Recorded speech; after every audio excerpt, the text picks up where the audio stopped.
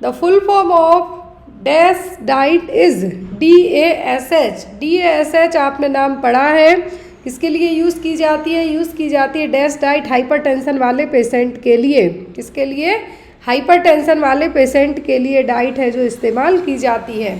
तो यहाँ पर इस डैश डाइट का फुल फॉर्म क्या होगा? ऑप्शन में है आपको dietary allowances to stop hypertension, dietary hypertension aid to stop, dietary approach to stop hypertension, या फिर dietary assistant to stop the hypertension.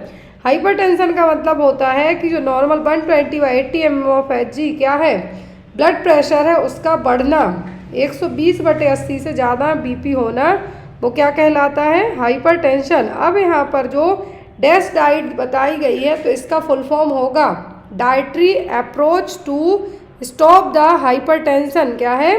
Dietary approach to stop the hypertension. मतलब यहाँ पर आप अपनी डाइट में ऐसी चीज़ें शामिल कीजिए जिसके कारण, क्योंकि खाने पीने से भी आप अपने BP को कंट्रोल कर सकते हैं। सॉल्ट इंटेक कम कर दीजिए, लो फैट है जो डाइट आप लीजिए, सोडियम बहुत कम मात्रा में लीजिए, साथ ही साथ फ्रूट वेजिटेबल्स इन सबको ज़्यादा ऐड कीजिए। तो यहाँ पर जो डैश डाइट है, क्या है? डैश डाइट है, इसका मतलब यहाँ पे यही है कि जो आपका स्वीट्स है, स्वीट्स आप बहुत ही ना के बराबर कर दें, या फिर आप सॉल्ट, शुगर और फैट, इन तीनों चीज़ों को आपको क्या करना है? कम करना है। तो डैश डाइट यदि आपको पूछा जाए तो डैश डाइट मेन क्या है? आपका BP को कंट्रोल करने के लिए एक अप्रोच है। तो यहाँ पर यदि आप इनमें क्या हो रहे हैं? कंफ्यूज हो रहे हैं, तो यहाँ पे फुल फॉर्म ही याद रखें।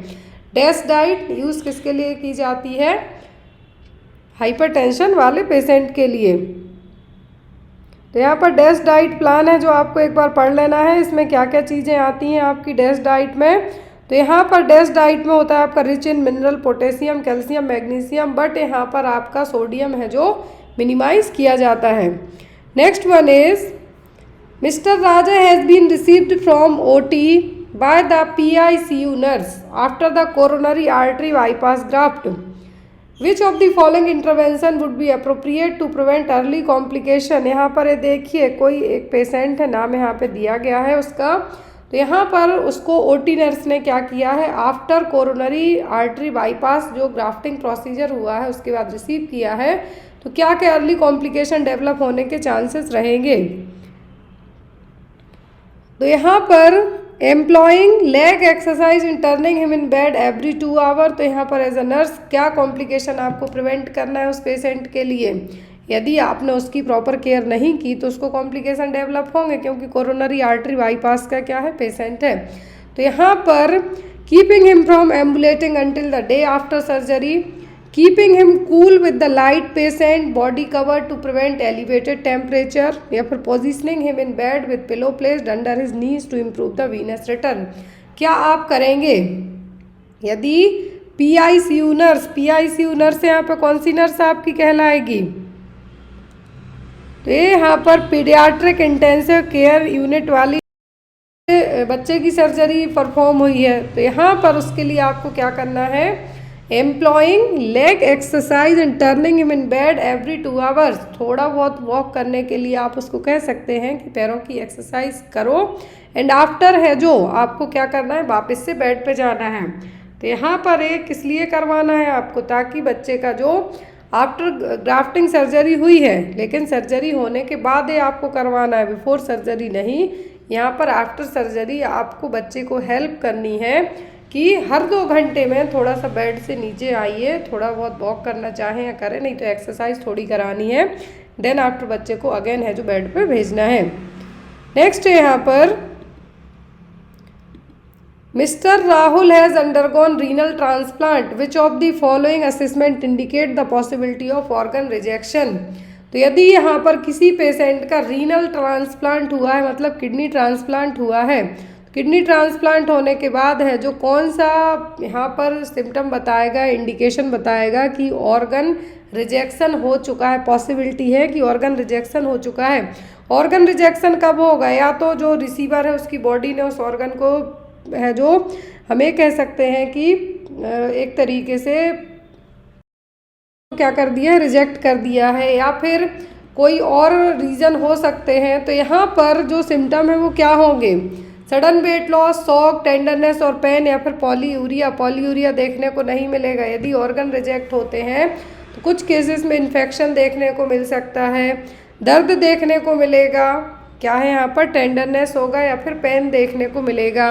तो यहाँ पर ये सब क्या है, कुछ पॉसिबल जो इंडिकेशन है, सिम्टम्स है या साइन है जो हो सकते हैं कि यदि ऑर्गन रिजेक्शन हुआ है। यदि यहाँ पर इन्फेक्शन होता तो इन्फेक्शन वाला भी साइन देखने को मिल सकता है, लेकिन यहाँ पर नहीं है।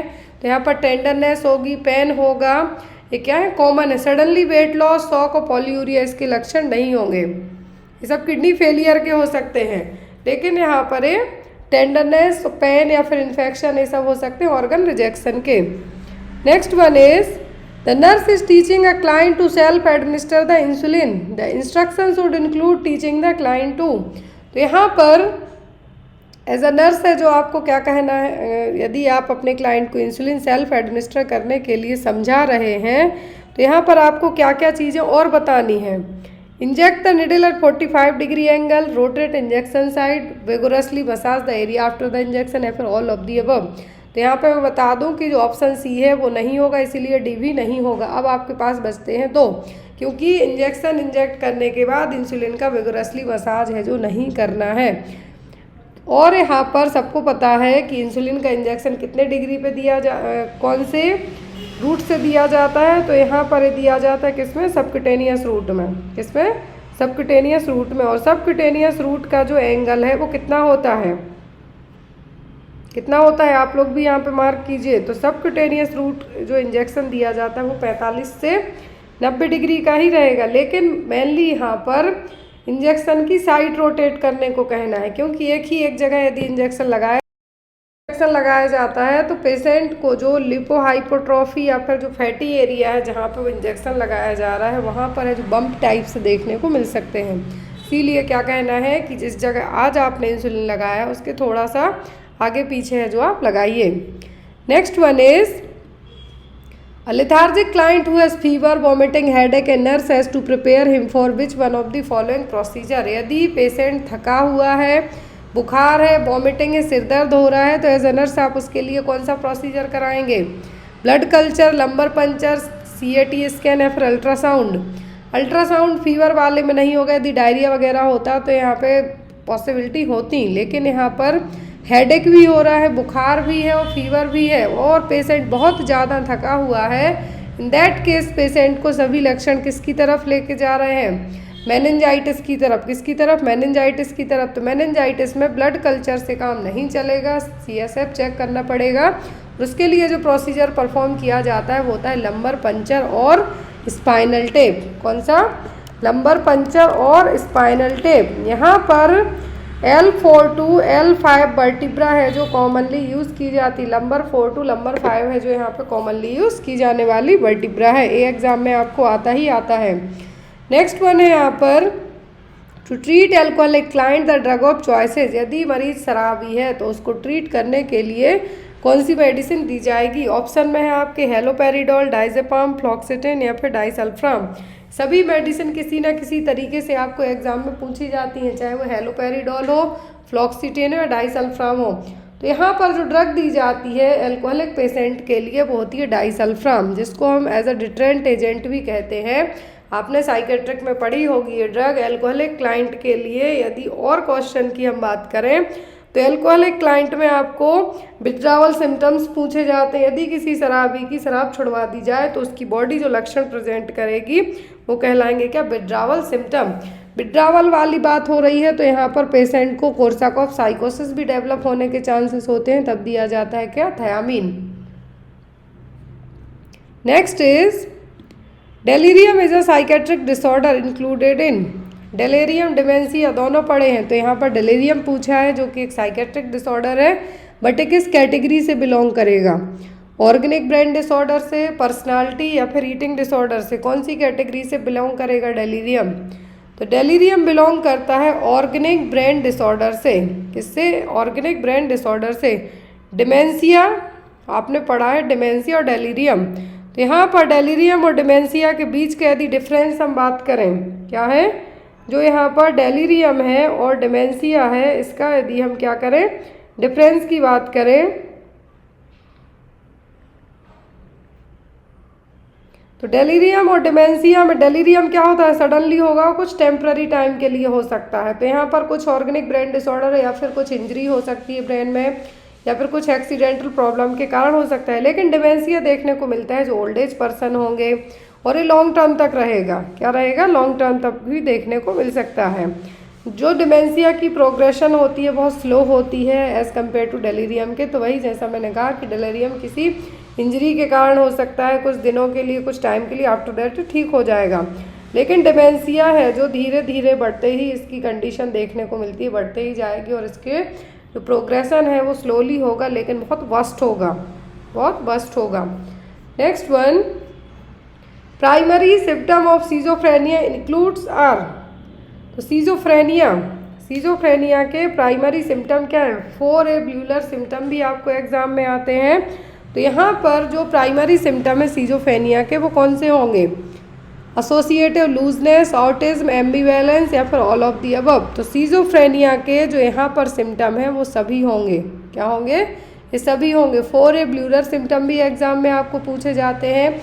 सीजोफ्रेनिया यदि होता है तो इसके ट्रीट होने के चांसेस कम होते हैं, क्या है, इसके चांसेस कम होते हैं। इसके पॉजिटिव सिम्टम भी होते हैं, नेगेटिव भी होते हैं। पॉजिटिव सिम्टम होते हैं यदि, तो यहाँ पर ट्रीटमेंट के थ्रू है जो थोड़ा बहुत है आप पेशेंट को कॉम्प्लिकेशन होने से बचा सकते हैं। लेकिन यदि हम बात करें इसकी प्रोग्रेशन की, तो सीजोफ्रेनिया होने के चांसेस किन में रहते हैं, कॉमनली 21-22 साल के बाद है जो होने के चांसेस ज़्यादा हो जाते हैं। नेक्स्ट वन इज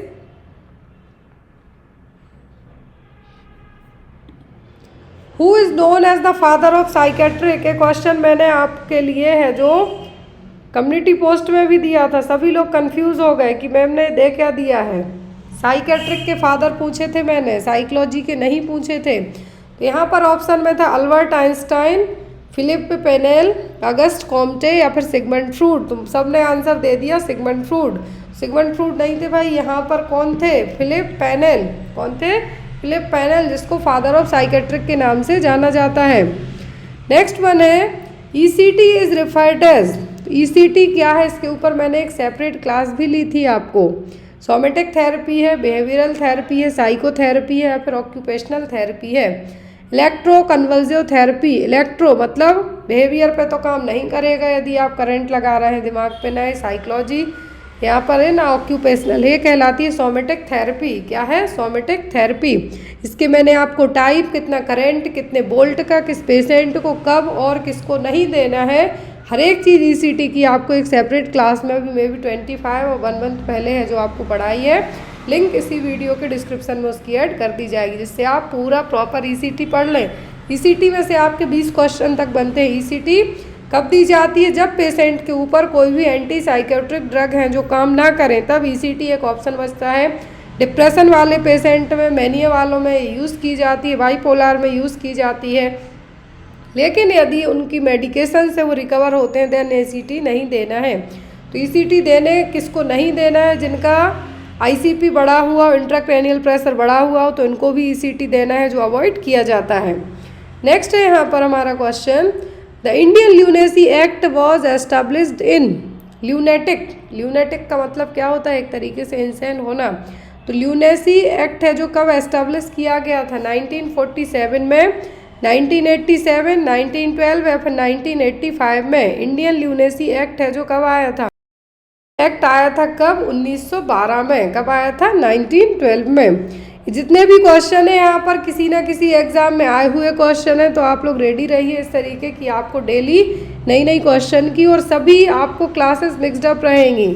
तो यहाँ पर जिनका राजस्थान के लिए एग्ज़ाम है मैं उनको बता दूँ कि अभी जो हाल फिलहाल में सिलेबस आपका आ गया है, पहले भी आ गया था, बट जिन्होंने नहीं देखा तो फिर से देख लीजिए। आपको इस बार नॉन नर्सिंग भी अच्छी खासी आने वाली है, तो उसके लिए भी आप लोग प्रिपेयर्ड रहिए। लेकिन जो नर्सिंग आनी है वो ज़्यादा मार्क्स की आनी है, तो सभी सब्जेक्ट आपके कवर होके आना है। Next one is childhood disorder known as enuresis. तो ये एन्यूरेसिस जो चाइल्डहुड डिसऑर्डर है, मतलब बचपन में होने वाली प्रॉब्लम है, क्या है, sleep walking, stammering, lack of bowel control, या फिर बेड वेटिंग। तो यहाँ पर बात की जा रही है किसकी, एन्यूरेसिस। एन्यूरेसिस का मतलब क्या होता है, बेड वेटिंग, बिस्तर में सूसू करना। बाउल कंट्रोल मतलब यहाँ पर कहलाता है एनकॉप्रेसिस। क्या कहलाएगा, एनकॉप्रेसिस। स्लीप वॉकिंग क्या है यहाँ पर? स्लीप वॉकिंग होता है, एक होता है स्लीप टॉकिंग होता है। स्लीप वॉकिंग को क्या कहा जाता है? सोमनावुलिज्म। क्या है यहाँ पर? सोमनावुलिज्म। यदि स्लीप टॉकिंग की बात करें हम तब क्या कहलाएगा? Sleep walking and sleep talking, नींद में चलने की बीमारी बहुत सारे लोगों में देखेंगे आप, वो कहलाती है क्या? Somnambulism. Next one is intelligent quotient IQ, मतलब यहाँ पर IQ लेवल लेस देन 20 है तो क्या है? Severe mental retardation, profound mental retardation, moderate mental retardation या फिर माइल्ड मेंटल रिटार्डेशन। यहाँ पर क्या कहलाएगा? यदि IQ लेवल कितना हो? 20 से कम हो, लेस देन 20 हो, तो यहाँ पर ये क्या होगा? Mental retardation. क्या है? मेंटल रिटार्डेशन में यदि IQ लेवल बिलो 20 बताया जा रहा है, मतलब ये क्या हो जाएगा? प्रोफाउंड मेंटल रिटार्डेशन, मतलब सबसे वर्स्ट कैटेगरी की मेंटल रिटार्डेशन। और ऐसे केसेस में पेशेंट को डायरेक्ट हॉस्पिटलाइज करने की ज़रूरत पड़ती है। माइल्ड की हम बात करें तो माइल्ड में जो IQ लेवल होता है वो होता है 50 से 70। कितना? 50 से 70। फिर आता है मॉडरेट, तो यहाँ पर होता है 35 से 50। कितना? 35 से 50। फिर यहाँ पे आपका यदि बिलो 20 चला गया, मतलब ये क्या हो गई? बहुत ही वर्स्ट कंडीशन हो गई। और सीवियर की बात करें हम तो 20 to 35। यहाँ पर ये क्या हो गए? IQ लेवल यहाँ पे मैंने ऐड किए हैं। यदि हायर जो फर्स्ट होता है कितना? माइल्ड मेंटल रिटार्डेशन, यहाँ पे पेशेंट को आप ठीक कर सकते हैं। लेकिन यहाँ पर मॉडरेट होता है तब आपको पेशेंट को टाइम टू टाइम OPD में चेकअप ट्रीटमेंट की ज़रूरत पड़ेगी। लेकिन सीवियर और प्रोफाउंड कैटेगरी में यदि जब पर्सन जाता है तो उसको घर पे आप रख के ठीक नहीं कर सकते हैं, उसको पूरा प्रॉपर हॉस्पिटल में ही ट्रीटमेंट की ज़रूरत पड़ेगी। Next is the TNAI was established in. TNAI मतलब यहाँ पे फुल फॉर्म क्या होगा? Trend nurses association of India. क्या है यहाँ पर? Trend nurses association of India. तो यहाँ पर TNAI की स्थापना है जो कब की गई थी? ऑप्शन में है 1908, 1947, 1950 या फिर 1978। तो यहाँ पर जो ट्रेंड नर्सिंग एसोसिएशन है इसकी स्थापना कब हुई थी? इसकी स्थापना की गई थी 1908 में, 1908 में। कब हुई थी? 1908 में। Next one is lithotomy position is used for the operation on. Lithotomy position है जो किस ऑपरेशन के लिए यूज़ की जाती है? वेजाइनल, पेरिनियम, एनल कैनाल या फिर ऑल ऑफ दी अबव। तो यहाँ पर आपने दो ऑप्शन देखे। आपको कई बार बताया गया है कि जितने भी गायनेकोलॉजिकल प्रोसीजर होते हैं उसके लिए मोस्टली लिथोटोमी पोजीशन है जो यूज़ की जाती है। मैं यहाँ पे पोजीशन भी ऐड कर देती सॉरी। फर्स्ट क्वेश्चन है वो ये रहा आपको, in sickle cell anaemia life span of red blood cells is. Red blood cells और एरिथ्रोसाइट्स। एरिथ्रोसाइट्स किसको कहा जाता है? RBC को। यहाँ पर सिकल सेल एनीमिया में RBC का जीवन काल कितना होगा? 17 डेज, 40 डेज, 76 डेज या फिर 110 डेज, कितना होगा? सिकल सेल एनीमिया क्या है? जो RBC का शेप होता है वो कैसा हो जाएगा? सिकल सेल में, मतलब हिंदी में हम कहें तो कैसे? हसियाकार। जो हसियाकार शेप हम यहाँ पे कह सकते हैं। तो RBC का क्या होगा? शेप जब बदलेगा तो जो हमारा ब्लड फ्लो है वो भी डिस्टर्ब होगा। कि यहाँ पर यदि सिकल सेल एनीमिया की कंडीशन है, RBC का शेप तो चेंज होगा ही। नॉर्मली जो RBC रहेंगी उस शेप में ना होके हसियाकार हो जाए, सिकल शेप में हो जाए, और ऊपर से एनीमिया की कंडीशन भी हो रही है, तो यहाँ पर RBC का जीवन काल भी क्या हो जाएगा? घट जाएगा। 120 दिन जो नॉर्मल है उतना तो बिल्कुल भी नहीं होगा। कितना हो जाता है जनरली? 10 से 20 दिन तक का। यदि हम एक एक्चुअल पॉइंट पे बात करें तो 10 to 20 डेज तक हो जाता है। अब एज पर आप ऑप्शन में देखिए कि क्या आपके ऑप्शन में रहेगा, तो रहेगा आपका 17 दिन तक का। कितना? ओनली 17 डेज के लिए। ये देखिए यहाँ पर जो नॉर्मल ब्लड सेल्स हैं 120 दिन तक रहती हैं, लेकिन सिकिल सेल रहेंगी, मतलब जो हंसियाकार सेल्स होती हैं उनका जीवन काल 10 से 20 दिन का रहेगा। और जो नॉर्मल आरबीसी होती हैं वो होती हैं बाई कॉनकेव शेप में। बाई कॉनकेव शेप रहेगा तो इजीली है जो छोटी छोटी कैपिलरीज में से क्या कर जाएंगी, फ्लो कर जाएंगी। लेकिन जब ये सिकिल सेल रहेंगी तो ये देखिए इस तरीके से फंसेंगी, प्रॉपर ब्लड फ्लो नहीं होगा और जनरली ये क्या हो जाएंगी, यहीं पे डेड भी हो जाएंगी। इसीलिए फिर ना तो ये प्रॉपर ऑक्सीजन बाइंडिंग कर पाएंगी क्योंकि आगे फ्लो ही नहीं हो पाएंगी। जब ऑक्सीजन का प्रॉपर फ्लो नहीं होगा तो एनीमिया वाले मरीज में आपने देखा होगा, नॉर्मल एनीमिक पेशेंट में बहुत जल्दी हाँफने लगता है, बहुत जल्दी थकने लगता है। उसका रीज़न क्या होता है, एक तो हीमोग्लोबिन लेवल कम होगा, मतलब आरबीसी। तो यहाँ पर 17 दिनों का जीवन काल किसका कंसीडर किया जाएगा, आरबीसी का, but in sickle cell anaemia के केस में। अगला क्वेश्चन है हमारा, during a nursing assessment on a patient with a pressure injury, you note that the patient's pressure ulcer has a loss of dermis with fat showing but no muscle, tendon or bone showing. Which pressure ulcer stage it is? Question देखिए, आपको question में कहा गया है कि जब आप किसी प्रेशर इंजरी वाले का, मतलब यहाँ पर प्रेशर अल्सर वाले पेशेंट को आप चेक करते हैं तो यहाँ पर पेशेंट को क्या हुआ है, प्रेशर अल्सर तो हुए हैं, प्रेशर सोर हुए हैं, लेकिन यहाँ पर देखिए loss of dermatitis with fat showing, dermis layer क्या हो गई है, यहाँ पर लॉस हो गई है, फैट दिख रहा है बट कोई मसल, टेंडन और बोन है जो नहीं दिख रही है। तो ये कौन सी स्टेज का अल्सर होगा, कौन सी स्टेज होगी अल्सर की, स्टेज 1 स्टेज क्या होगी, ये होगी आपकी 3rd stage of pressure ulcer. ये देखिए चारों स्टेज दी गई हैं।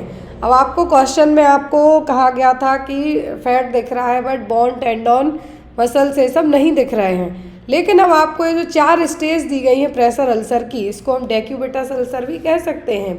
तो यहाँ पर जो 4 स्टेज होती हैं अल्सर के लिए, आपको या तो यदि इमेज बेस्ड क्वेश्चन आता है तो डायरेक्ट इमेज दे के पूछ सकते हैं, यदि इमेज बेस्ड नहीं आपको आता है तो आपको है जो नॉर्मली क्वेश्चन में भी पूरा डिस्क्राइब करके पूछा जा सकता है।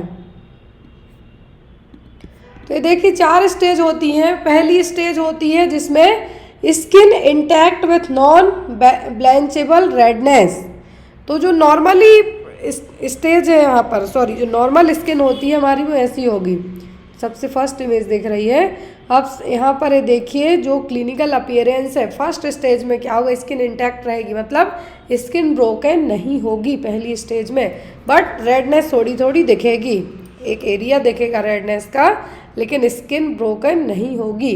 दूसरी स्टेज आती है आपकी ये, it has a partial loss of dermis often with a pink wound bed but no fat और मसल, बोन और टेंडन विजिबल। तो दूसरी स्टेज में क्या होगा, पहली स्टेज में स्किन नहीं ब्रोकन होगी, दूसरी स्टेज में पार्शियली डर्मिस लॉस होगी, पिंक टाइप का है जो अंदर से दिखेगा आपको, वुंड पिंक टाइप का दिखेगा, लेकिन न यहाँ पे आपको फैट दिखेगा, ना मसल दिखेंगी, ना बोन, ना टेंडन, कुछ भी विजिबल नहीं होगा। फिर नीचे की तरफ बढ़ेंगे, मतलब तीसरी स्टेज आएगी। तीसरी स्टेज में डर्मिस है पूरे तरीके से लॉस हो जाएगी, सेकंड में पार्शियली थोड़ी लॉस होती है, थर्ड में डर्मिस तो पूरी लॉस होगी, साथ में फैट भी विजिबल होगा, फैटी लेयर है वो भी विजिबल होगी, लेकिन बोन, मसल, टेंडन विजिबल नहीं होते हैं। जब जो चौथी स्टेज होती है इसमें आपका क्या होगा, डर्मिस तो लॉस होगी ही, फैट, मसल, बोन, टेंडन सब कुछ विजिबल होंगे, क्या होंगे, सभी चीज़ें विजिबल होंगी। फिर आपने एक जो लास्ट में 4 तो मैन स्टेज हो गई, 5वीं होती है कि black type necrosis kind of दिखना। तो एक ऐसे होगा, देखिए ब्लैक टाइप से दिखने लगेगा। जब यहाँ पर चौथी स्टेज में तो क्या होगा, फुल थिकनेस स्किन लॉस होगी, मसल, बोन, टेंडन सब कुछ दिखेगा। लेकिन जब जो 5वीं होगी या अनस्टेजेबल, इसको किसी स्टेज का नाम ही नहीं दिया गया, इसीलिए इसको क्या कहा गया है, अनस्टेजेबल। तो ये क्या है, कवर्ड विथ स्लफ और स्कार टाइप का फॉर्मेशन होगा। यहाँ पर डीप टिश्यू इंजरी होगी, पर्पल टाइप की स्किन होगी, क्योंकि यहाँ पर प्रॉपर ऑक्सीजन की सप्लाई होना भी बंद हो जाती है। जब यहाँ पे आपकी नर्व, मसल, बोन, ब्लड सभी चीज़ें क्या रहेंगी, अफेक्टेड होंगी, तो यहाँ पर क्या होगा, नेक्रोसिस फॉर्मेशन होगा, स्कार फॉर्मेशन होगा, इस तरीके से देखने को मिलेगा। तो ये आपको इमेज अपने माइंड में सेट करना है। पहली, स्किन ब्रोकन नहीं होगी, ओनली रेडनेस होगी। दूसरे में पिंक टाइप का वुंड दिखेगा, थोड़ा बहुत डर्मिस है जो क्या होगी, अफेक्ट होगी। तीसरी में आपको डर्मिस फुली अफेक्ट होगी, फैट भी दिखेगा, लेकिन बोन मसल टेंडर नहीं दिखेंगे। लास्ट चौथी स्टेज सब कुछ दिखेगा। पांचवी में ब्लैकनेस टाइप होगी, स्कार फॉर्मेशन होना स्टार्ट हो जाएगा। देखिए यहाँ पर ये दी हुई है पूरी चारों स्टेज। प्रेशर सोर की 4 स्टेज होती हैं, जो 5वीं स्टेज है वो इस तरीके से हो जाती है, जिसको हम अनस्टेजेबल कहेंगे, मतलब इसकी कोई स्टेज ही नहीं है। डीप टिश्यू इंजरी होगी तो सबसे बोन तक, बोन के और लास्ट पार्ट रहेगा वहाँ तक है जो अफेक्ट होगा। अनस्टेजेबल में जो बोन के ऊपर भी आपको ब्लैक ब्लैक टाइप का है जो फॉर्मेशन देखने को मिलेगा। क्लियर है।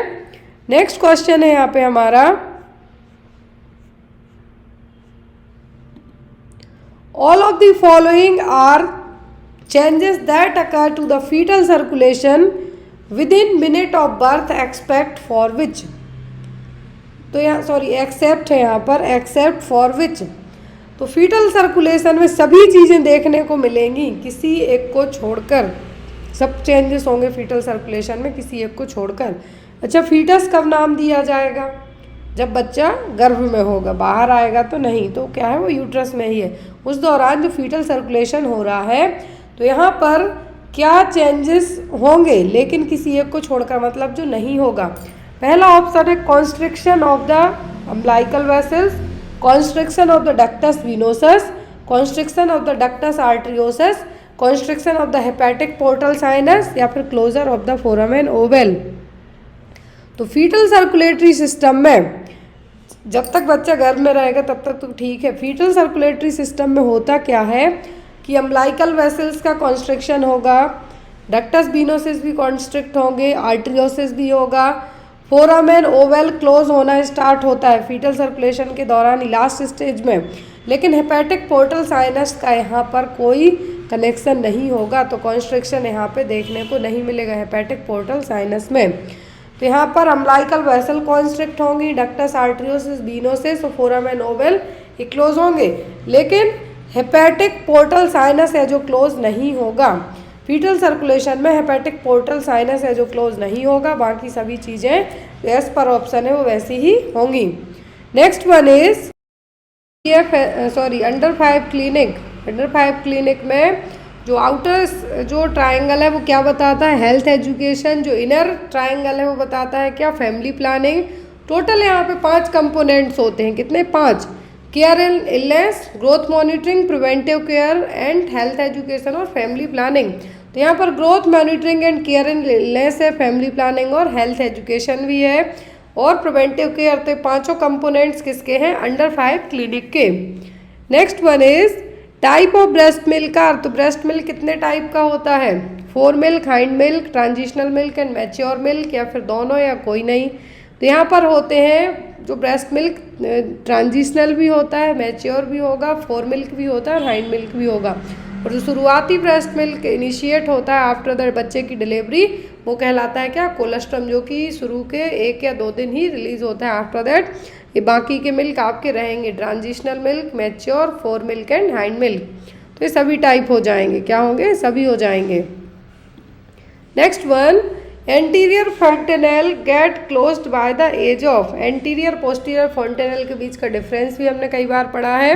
तो यहाँ पर जो एंटीरियर फॉन्टेनेल है, क्या है, एंटीरियर फॉन्टेनेल है, ये क्लोज होते हैं लेट मतलब 1.5 साल की उम्र तक, 1 साल से 1.5 साल की उम्र तक। और जो पोस्टीरियर होते हैं वो जनरली इनिशियल 6 वीक की एज में तक बच्चे के क्लोज हो जाते हैं। तो यहाँ पर एंटीरियर फॉन्टेनेल की एज कही जाए तो 1.5 साल तक और 12 महीने से लेके 18 महीने तक। Next is flag sign is observed in. तो फ्लैग साइन किस में देखने को मिलता है, हाइड्रोसेफेलस में, मरासमस, क्वासियोरकर या फिर मेनिंजाइटिस में। तो यहाँ पर इन सभी डिसीज़ के अपने अपने क्लासिकल साइन है। हाइड्रोसेफेलस में क्या होता है, CSF ऑक्यूमुलेट हो जाएगा, मतलब क्या होगा, CSF इंक्रीज होगा, बच्चे का सिर कैसा होगा, लार्ज साइज हेड होगा। और इसमें साइन देखने को मिलता है पॉट साइन, बच्चे का सिर यदि आप टच करके देखेंगे तो जैसे मटके का साउंड होता है वैसे आएगा। मरासमस मतलब बच्चा सिकुड़ा हुआ, एक तरीके से हम कहें मरासमस का मतलब क्या होगा, बच्चा बहुत ही थिन रहेगा, कोई फैट वैट कुछ भी नहीं होगा। क्वासिओरकर में बच्चा कैसा होगा, फूला हुआ टाइप रहेगा। मेनिंजाइटिस की हम बात करें तो मरासमस और क्वासिओरकर दोनों प्रोटीन एनर्जी माल न्यूट्रिशन की प्रॉब्लम है। मेनिंजाइटिस में जो ब्रेन एंड स्पाइनल कॉर्ड की कवरिंग है, क्या है, ब्रेन और स्पाइनल कॉर्ड की कवरिंग है जिसको हम मेनिंग्स कहते हैं, उसमें होने वाला इन्फेक्शन, इन्फ्लामेशन। इसके साइन सिम्टम होते हैं headache, Brudzinski sign, Kernig sign and fever. तो यहाँ पर फ्लैक्स साइन देखने को मिलता है हेयर में, बच्चे के हेयर झंडे टाइप से देखने को मिलेगा तो उसको कहा जाता है फ्लैक्स साइन, और देखने को मिलता है किसमें, क्वासिओरकर वाले पेशेंट में। Next is jaundice in infant occurring within 24 hour of birth is known as. तो बच्चे में यदि जन्म लेने के विदिन 24 घंटे के अंदर यदि जॉइंटिस देखने को मिले तो वो क्या है, pathological, physiological, breast milk jaundice या फिर ब्रेस्ट फीडिंग जॉइंटिस, कौन सा जॉइंटिस कहलाएगा, यदि विदिन 24 आवर ऑफ बर्थ के बच्चे में जॉइंटिस देखने को मिल जाए। विदिन 24 आवर की बात हो रही है, जन्म लेने के 24 घंटे के अंदर बात हो रही है, मतलब क्या है, वो होगा पैथोलॉजिकल जॉइंटिस। कौन सा jaundice, pathological jaundice. Physiological jaundice देखने को मिलता है जनरली आफ्टर 24 घंटे के बाद, कितना, 24 घंटे के बाद। पैथोलॉजिकल जॉइंटिस होगा क्यों, क्योंकि बच्चे में यदि हो सकता है कि कुछ इंटरनल कुछ जो प्रॉब्लम्स बच्चे को रही और ऐसे पैथोलॉजिकल जॉइंटिस में बच्चे को इमीडिएट ट्रीटमेंट की ज़रूरत पड़ती है। रीज़न पता करना होता है कि कुछ इंटरनल प्रॉब्लम्स क्या रही हैं जिसके कारण जॉइंटिस की कंडीशन डेवलप हो रही है। तो यदि 24 घंटे के बाद तो हो रहा है मतलब ठीक है, पाम येलो देखने को मिलेंगे। डॉक्टर आपको एडवाइस भी करते हैं कि 2-3 दिन के बाद आपका बच्चा थोड़ा थोड़ा येलो रहेगा, लेकिन जन्म लेने के 24 घंटे के अंदर ही यदि बच्चा येलो देखने लगे देन बच्चे को फोटोथेरेपी दी जाएगी, जो एक क्लासिकल ट्रीटमेंट कंसीडर होता है। तो यहाँ पर क्या होगा, बच्चे को फोटोथेरेपी भी दी जाएगी। और यदि बिलिरुबिन लेवल 5 mg/dl से ज़्यादा बढ़ते जा रहा है, जो कि 0.2 mg/dl के पर आवर के हिसाब से इंक्रीज हो रहा है, तो यहाँ पर ये जॉइंटिस बच्चे को 14 दिनों तक भी है, जो 14 दिनों के बाद तक भी ठीक नहीं हो रहा है, तो यहाँ पे बच्चे को इनिशियली ट्रीटमेंट स्टार्ट किया जाता है यदि पैथोलॉजिकल डेवलप हो रहा है। तो फिजियोलॉजिकल है जो अपने आप 2 वीक के अंदर है जो सबसाइड हो जाएगा। Next one, which of the following is a cyanotic heart disease. Cyanotic और acyanotic heart disease. Cyanotic heart disease का मतलब है यहाँ पर कंजेनाइटल हार्ट डिसीज़। तो यहाँ पर साइनोटिक हार्ट डिसीज़ में 4 डिसीज़ इकट्ठी होती हैं एक ही डिसीज़ में। तो ऑप्शन है यहाँ पर atrial septal defect, tetralogy of Fallot, patent ductus arteriosus या फिर वेंट्रिकुलर सेप्टल डिफेक्ट। तो यहाँ पर जो कौन सी डिसीज़ है वो होगी आपकी क्या, टेरेटोलॉजी ऑफ, क्या है, टेरेटोलॉजी ऑफ फैलेट, जिसमें हार्ट का शेप कैसा देखने को मिलता है, बूट शेप। हार्ट का शेप एक्सरे किया जाएगा तो यहाँ पे कैसा देखने को मिलेगा, बूट शेप। तो यहाँ पर एक क्या होगा, साइनोटिक हार्ट डिसीज में आएगा आपका टेरेटोलॉजी ऑफ फैलेट। इसमें टोटल 4 डिफेक्ट्स इंक्लूड होते हैं, कौन कौन से, VSD, क्या क्या, VSD ventricular septal defect, overriding of aorta, pulmonary stenosis. Pulmonary stenosis के अलावा एक और होता है राइट वेंट्रिकुलर हाइपरट्रॉफी। क्या है, राइट वेंट्रिकुलर हाइपरट्रॉफी। तो ये 4 है जो डिफेक्ट्स इंक्लूड होते हैं किसमें, टेरेटोलॉजी ऑफ फैलेट में। और टेरेटोलॉजी ऑफ फैलेट क्या है, साइनोटिक हार्ट डिसीज। तो यहाँ पर ASD, PDA और ventricular septal defect. Patent ductus arteriosus के लिए ड्रग ऑफ चॉइस एग्जाम में पूछी जाती है, तो वो होती है आपकी क्या, आइब्यूप्रोफेन या फिर इंडोमिथासिन। क्या है, आइब्यूप्रोफेन या फिर indomethacin. Next one, which of the following sign are elicited in meningitis. तो मेनिंजाइटिस में कौन से साइन है जो और ज़्यादा बड़े हुए देखने को मिलेंगे। ऑप्शन में कर्निंग साइन, ब्रुजिन्स्की साइन या फिर दोनों या फिर कोई नहीं। तो यहाँ पर जो साइन देखने को मिलेंगे वो दोनों होते हैं, कर्निंग्स भी होता है, ब्रुजिन्स्की भी होगा, हेडेक भी होगा, नचल रिजिडिटी भी होगी। तो ये सब साइन किसके, मेनिंजाइटिस के। Next one, which of the following sign of dehydration in infant यदि बच्चे में न्यूनेट में यदि डिहाइड्रेशन होता है तो कौन से साइन देखने को मिलेंगे? डिप्रेस्ड फॉन्टेनेल, वल्जिंग फॉन्टेनेल, हाइपोकैल्सेमिया या फिर हाइपर कैल्सेमिया, क्या देखने को मिलेगा? यदि बच्चे को क्या हो गया है, डिहाइड्रेशन हुआ है, न्यूनेट मतलब 28 डेज से कम दिनों का भी बच्चा है, तो यहाँ पर उसको साइन होगा क्या? फॉन्टेनेल डिप्रेस्ड देखने को मिलेंगे। कैसे? डिप्रेस्ड देखने को मिलेंगे। वल्जिंग फॉन्टेनेल देखने को मिलते हैं हाइड्रोसेफेलस में। किसमें? हाइड्रोसेफेलस में, मतलब आगे की तरफ बल्ज रहेंगे, लार्ज साइज होगी हेड की, लेकिन डिप्रेस्ड रहेंगे किसमें? डिहाइड्रेशन में। Next one, late onset of neonatal sepsis occurs in. यहाँ पे क्वेश्चन देखिए, late onset of neonatal sepsis कब देखने को मिलेगी? Before 72 hour of birth, after 72 hour of birth, या फिर within 24 hour of birth, या फिर before 12 hour of birth.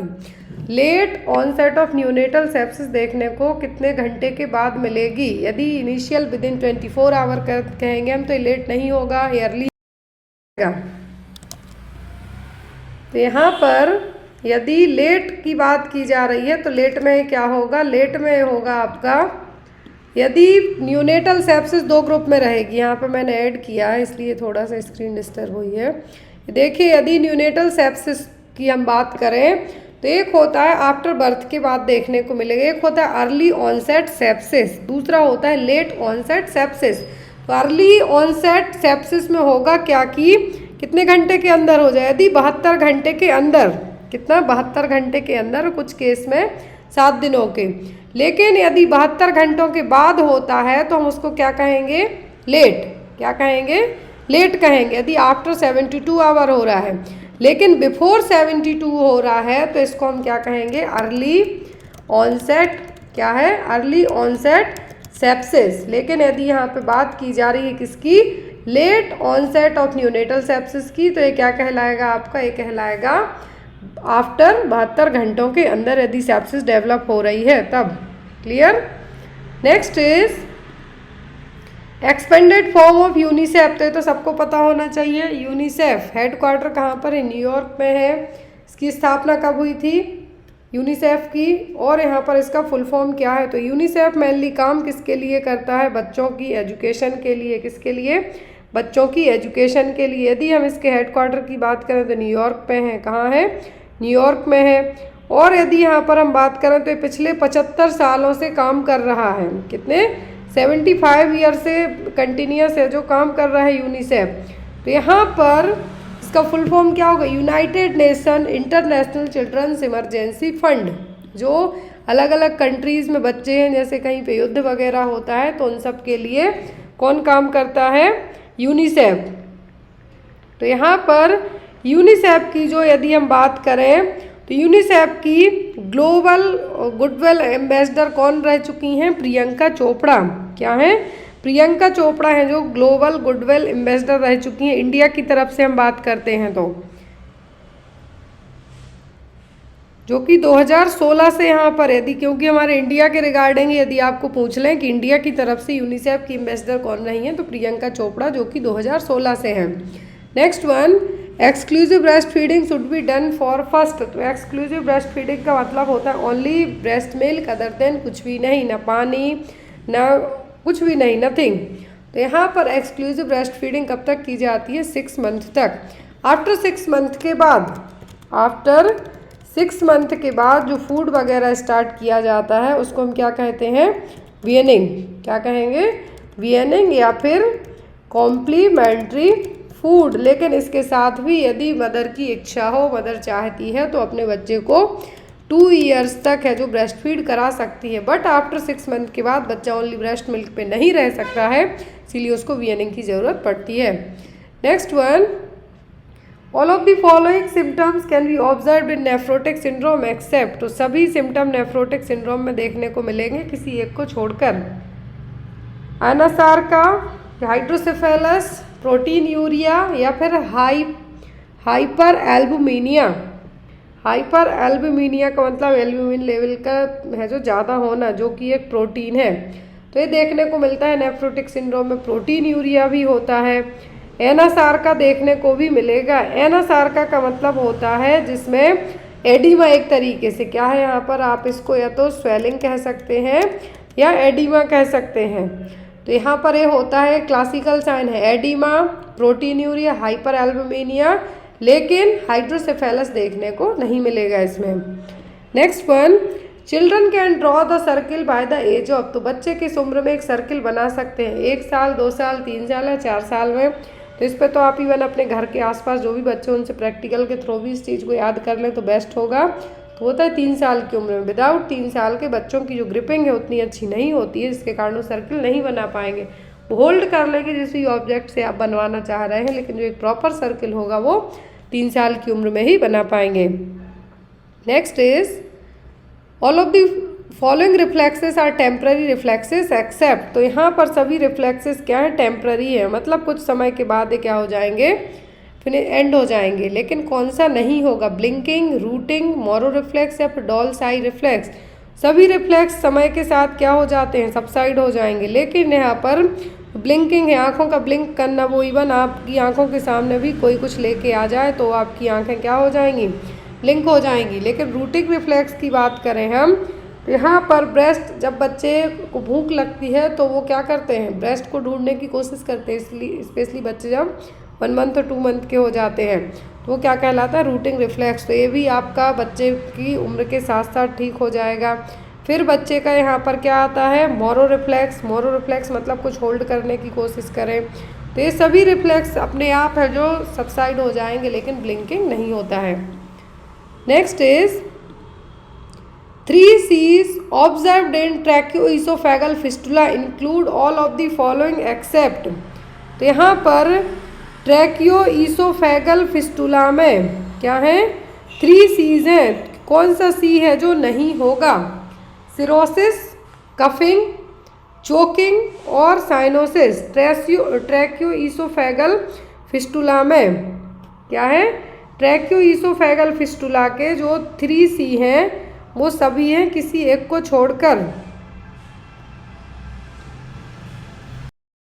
Fistula में कफिंग होगा, चोकिंग होगा, साइनोसिस होगा, लेकिन यहाँ पर जो चीज़ नहीं होगी वो क्या होगी, सिरोसिस। क्या होगा, सिरोसिस यहाँ पे नहीं होगा। तो यहाँ पे आपका आंसर क्या कहलाएगा, आपका आंसर होगा क्या, सिरोसिस। ट्रैकियोईसोफेगल फिस्टुला में सब कुछ देखने को मिलेगा लेकिन सिरोसिस देखने को नहीं मिलेगा। तो याद रखिए, ट्रैकियो मतलब ट्रैकिया आपका जो वाइंड पाइप है, ईसोफेगस जो आपका फूड पाइप हो गया। यदि इन दोनों के बीच में कुछ, फिस्टुला का मतलब होता है कि एबनॉर्मल ओपनिंग, तो यहाँ पर चोकिंग भी होगा, खांसी भी आएगी, साइनोसिस भी होगा। चोक होगा तो साइनोसिस होना कॉमन सी बात है, सांस प्रॉपर नहीं ले पाएंगे। तो यहाँ पर सब कुछ होगा लेकिन सिरोसिस देखने को नहीं मिलेगा। Next is vitamin D deficiency can result. Vitamin D की कमी से क्या हो सकता है, तो यहाँ पर सिंपल सा है, क्या होगा, रिकेट्स। क्या देखने को मिलेगा, रिकेट्स। स्कर्वी होता है सी की कमी से, पेलाग्रा होता है नियासिन इसकी कमी से, नियासिन की कमी से इसके 3D सिम्टम 4D सिम्टम्स भी होते हैं, डायरिया, डिमेंशिया और dermatitis. Last is the death. Next one, women is considered to be menopause if she has experience cessation of her menses for period of. यदि किसी महिला को मेनोपॉजल वुमेन कहा जाता है तो उसके पीरियड्स कितने समय से स्टॉप हैं, सजेस्ट है मतलब स्टॉप हैं, कितने टाइम से पीरियड्स नहीं आए हैं, 6 महीने से, 12 महीने से, 18 महीने से या फिर 24 महीने से।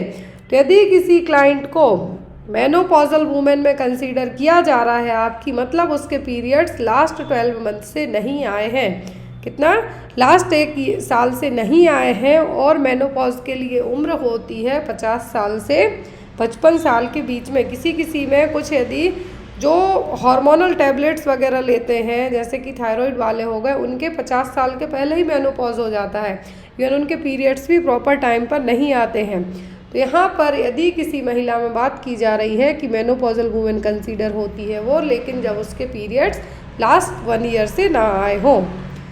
Next one, during sitting the weight of the whole body bears on. हमारे शरीर का पूरा भार कहाँ पे होता है, इस्चियल ट्यूबरोसिटीज पर, इलियाक क्रेस्ट, इस्चियल स्पाइन या फिर नन ऑफ द अबव। जब भी हम बैठते हैं क्या है, जब भी हम बैठते हैं ड्यूरिंग द सिटिंग तो हमारे पूरे शरीर का भार होता है। यहाँ पर ग्रीन कलर दिख रहा है आपको, ये कहलाता है स्चियल ट्यूब्रोसिटीज़। तो यहाँ पर हमारी पूरी बॉडी का क्या होता है, वेट होता है। पूरे शरीर का वजन की हम बात करें तो कहाँ पे होगा, ग्रीन वाले पोर्शन के यहाँ पर, इसको कहा जाता है स्चियल ट्यूब्रोसिटीज़। तो यहाँ पर हम बैठने के दौरान यदि वजन की बात करें तो पूरी बॉडी का वजन कौन बियर करेगा, ischial tuberosities. Next one, the full dilatation of the cervix. तो सर्विक्स पूरी डायलेट कितने सेंटीमीटर होती है, 8 सेंटीमीटर, 9 सेंटीमीटर, 10 या फिर 12 सेंटीमीटर। तो यदि हम सर्वाइकल डायलिटेशन की बात करें तो सर्विक्स टोटल पूरा फुली डायलेट होती है 10 सेंटीमीटर तक। और ये डायलिटेशन देखने को कब मिलता है, फर्स्ट स्टेज ऑफ लेबर में। इसमें फर्स्ट स्टेज ऑफ लेबर में ये सर्वाइकल डायलिटेशन देखने को मिलता है। जो लेबर की टोटल 4 स्टेज होती हैं, फर्स्ट, सेकंड, थर्ड, फोर्थ। तो पहली में तो सर्विक्स डायलेट होती है, यूट्राइन कॉन्ट्रैक्शन आने से लेके यहाँ पर क्या है, uterine contractions to cervical dilatation क्या है यहाँ पर आपका, वो कहलाएगा फर्स्ट स्टेज ऑफ लेबर। फिर आती है आपकी क्या, सेकंड स्टेज, जिसको हम कहते हैं बेबी एक्सपल्सन। सर्विक्स डायलेट होने से लेके बेबी एक्सपल्सन तक की स्टेज क्या है, सेकंड स्टेज। फिर आती है आपकी थर्ड, जिसमें आपका क्या आता है, प्लेसेंटा, प्लेसेंटल स्टेज भी हम कहते हैं। इसमें प्लेसेंटा क्या होता है, प्लेसेंटा एक्सपल्सन होता है। फिर होती है फोर्थ, जिसको हम क्या कहते हैं, ऑब्जर्वेशनल स्टेज या फिर ऑब्जर्वेशनरी स्टेज। इसमें माँ और बच्चे दोनों को ऑब्जर्व किया जाता है। यदि प्लेसेंटा विदिन 15 से 30 मिनट, 15 to 30 मिनट है जो नॉर्मल ड्यूरेशन है, यदि बाहर नहीं आता है तब इसको क्या कहा जाता है, retained placenta. Next one, which decidual layers in the later stage forms placenta. तो डेसिडुअल, आपको डेसिडुअल पता होना चाहिए कि ड्यूरिंग द प्रेगनेंसी एंडोमेट्रियम का नाम दिया जाता है क्या, डेसिडुआ। डेसिडुअल लेयर मतलब एंडोमेट्रियल लेयर। तो एंडोमेट्रियल लेयर और डेसिडुअल लेयर का कौन सा पार्ट है जो प्लेसेंटा बनाने का काम करता है, decidua basalis, decidua capsularis, decidua parietalis या फिर नन ऑफ द अबव। तो डेसिडुआ नाम दिया जाता है एंडोमेट्रियम को ड्यूरिंग द प्रेगनेंसी, और इसका जो लेयर है वो है कौन सी, डेसिडुआ बेसिलाई, जो कि क्या करती है, प्रेगनेंसी के दौरान प्लेसेंटा बनाने में हेल्प करती है। Next one is, Which type of lochia should the nurse expect to find in a client on second day of postpartum?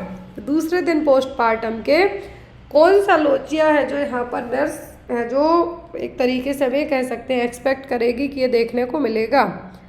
Option में foul smelling lochia, lochia rubra, lochia alba या फिर lochia सरोसा।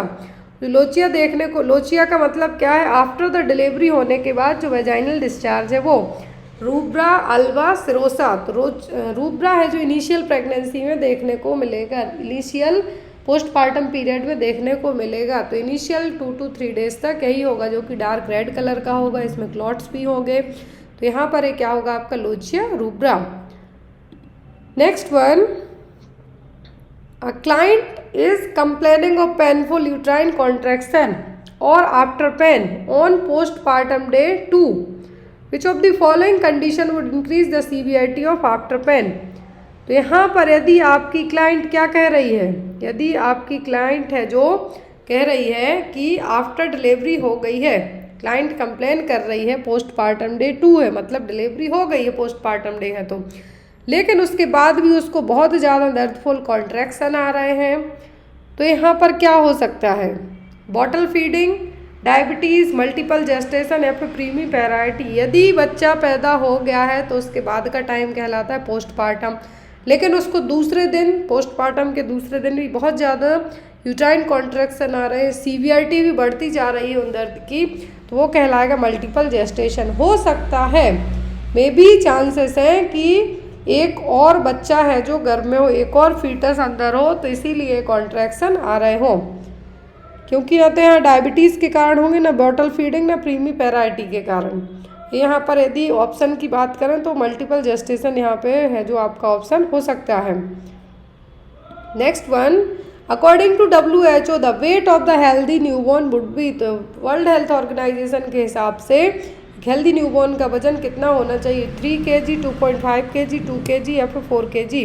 कितना वजन होना चाहिए एक हेल्दी न्यूबॉर्न बेबी का? तो एज़ पर WHO के इंडियन बेबीज़ और सभी बेबीज़ का वजन 2.5 kg तक है जो होना चाहिए। यदि इससे कम होते हैं, बिलो जाते हैं बच्चे, तब वो क्या कहलाते हैं? LBW, low birth weight babies. Next is idle time for copper T insertion is. तो यदि कॉपर टी इंसर्ट करने का एक आइडियल टाइम पूछा जाता है तो क्या होगा? 2 to 3 days following menstruation, 7 days after menstruation, 2 to 3 days prior to menstruation या फिर ड्यूरिंग द मेंस्ट्रुएशन। तो यहाँ पर एक आइडल टाइम कॉपर टी के लिए होता है ड्यूरिंग द मेंसेस पीरियड। क्या है? ड्यूरिंग द मेंस्ट्रुअल पीरियड, क्योंकि इस दौरान है जो यूट्रस है आपकी, क्या होती है? इस दौरान यूट्रस आपकी एज हम ये कह सकते हैं कि डायलिटेशन थोड़ा सा ज़्यादा होता है। तो यहाँ पर 2 से 3 दिन मेंस्ट्रुअल पीरियड के दूसरे या तीसरे दिन में ये करवाना सबसे बेस्ट टाइम है जो कंसीडर किया जाएगा। Next one, oral pill of government supply. तो भारत में अलग अलग हॉस्पिटल में जो पिल्स डिस्ट्रीब्यूट की जाती हैं, फ्री ऑफ कॉस्ट की जाती हैं, तो वो कौन सी हैं? माला डी, माला एन, प्रोजेस्टेरोन ओनली पिल या फिर पोस्ट कॉइटल पिल। तो गवर्नमेंट के द्वारा जो पिल सप्लाई की जाती है होती है माला एन। कौन सी? माला एन, जो कि फ्री ऑफ कॉस्ट डिस्ट्रीब्यूट की जाती है। माला डी भी है, लेकिन इनको है जो 5-10 रुपये में बहुत ही चीप प्राइस में अवेलेबल हो जाती हैं। लेकिन माला एन क्या है? गवर्नमेंट के द्वारा सप्लाई की जाने वाली ओरल पिल्स। यदि हम यही पिल्स बात करें, माँ यदि फीड कराती है तब बच्चे को, यदि माँ अपने बच्चे को फीड कराती है, मतलब यहाँ पर क्या है? लैक्टेटिंग मदर में यदि पिल की बात की जाए तो वो ओनली यूज़ कर सकती हैं क्या? Mini pills.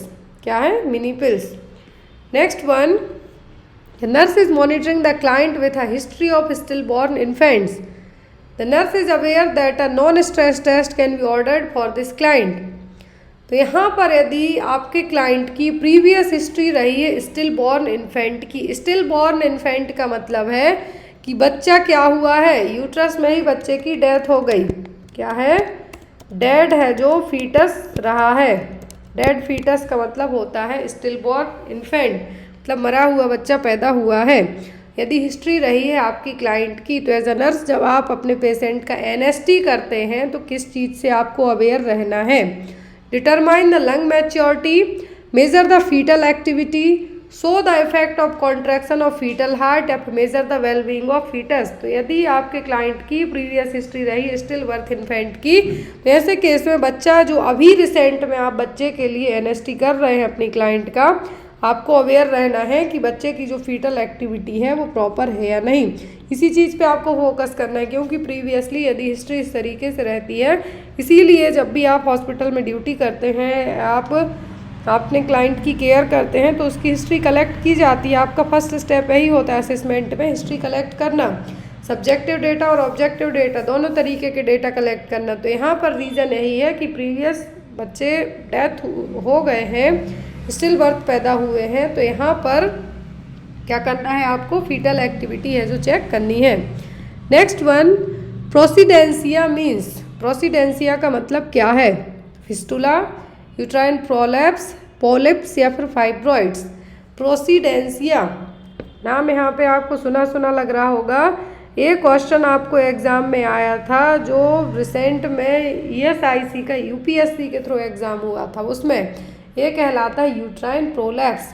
प्रोसीडेंसिया का मतलब होता है prolapse of the uterus. Pelvic organ prolapse भी इसको कह सकते हैं, लेकिन यहाँ पर यदि आपको ऑप्शन में यूट्राइन है तो यहाँ पे आप कह सकते हैं यूट्राइन प्रोलैप्स में आपके जो पेल्विक ऑर्गन है वो सभी मतलब बाहर आ जाए फुली विथ यूट्रस, पूरा फुल यूट्रस है जो बाहर आ जाए, तो वो क्या कहलाता है? प्रोसीडेंसिया। क्या होगा? प्रोसीडेंसिया। इसकी डिग्री होती है फर्स्ट, सेकेंड, थर्ड और लास्ट होती है क्या? Procidentia. Next one, which hormone is responsible for pernicious vomiting.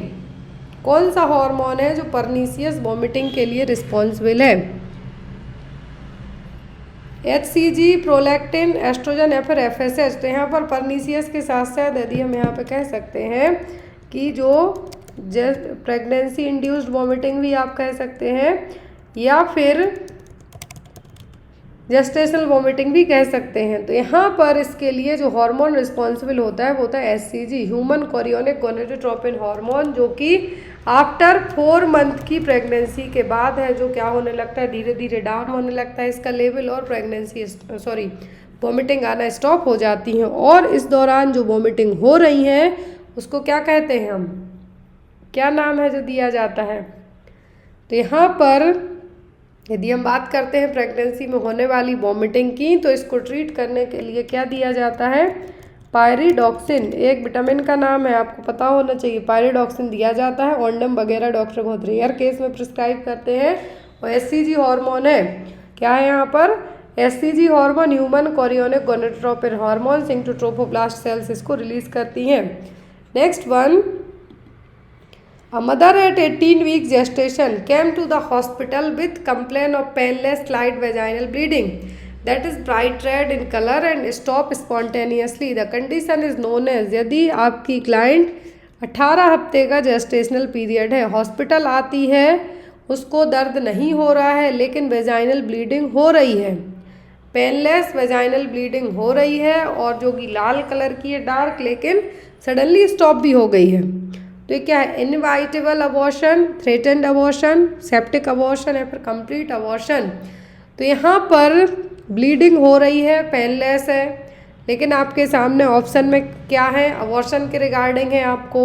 यदि पेनलेस वेजाइनल ब्लीडिंग कहते हैं तो आप प्लेसेंटा प्रीविया भी मान सकते हैं यदि ऑप्शन में होता, लेकिन पेनलेस वेजाइनल ब्लीडिंग हो रही है, डार्क रेड कलर की हो रही है और सडनली स्टॉप भी हो गई है, तो एक तरीके से उसको क्या है, डर है। तो डर हुआ मतलब यहाँ पे क्या हो गया, थ्रेटेंड अबॉर्शन। बच्चा वायबल है, बच्चे के सर्वाइव होने के चांसेस हैं, जो फीटस से सर्वाइव हो कर सकता है, लेकिन यहाँ पर हॉस्पिटल पहुँच गई है, तो यहाँ पर आपका क्लाइंट क्या हो गया, थ्रेटेंड अबॉर्शन का। सेप्टिक में इन्फेक्शन होता, ब्लड आ रहा है लेकिन दर्द भी होता, कंप्लीट में भी दर्द होता, इनवाइटेबल में भी दर्द होता, लेकिन थ्रेटेंड में पेन नहीं हो रहा है, ब्लीडिंग हो रही है, वो सडनली स्टॉप भी हो गई है। Next one, vasectomy is a procedure done on a male for sterilisation. तो वैसेक्टोमी प्रोसीजर मेल में परमानेंट स्टरलाइजेशन के लिए किया जाता है।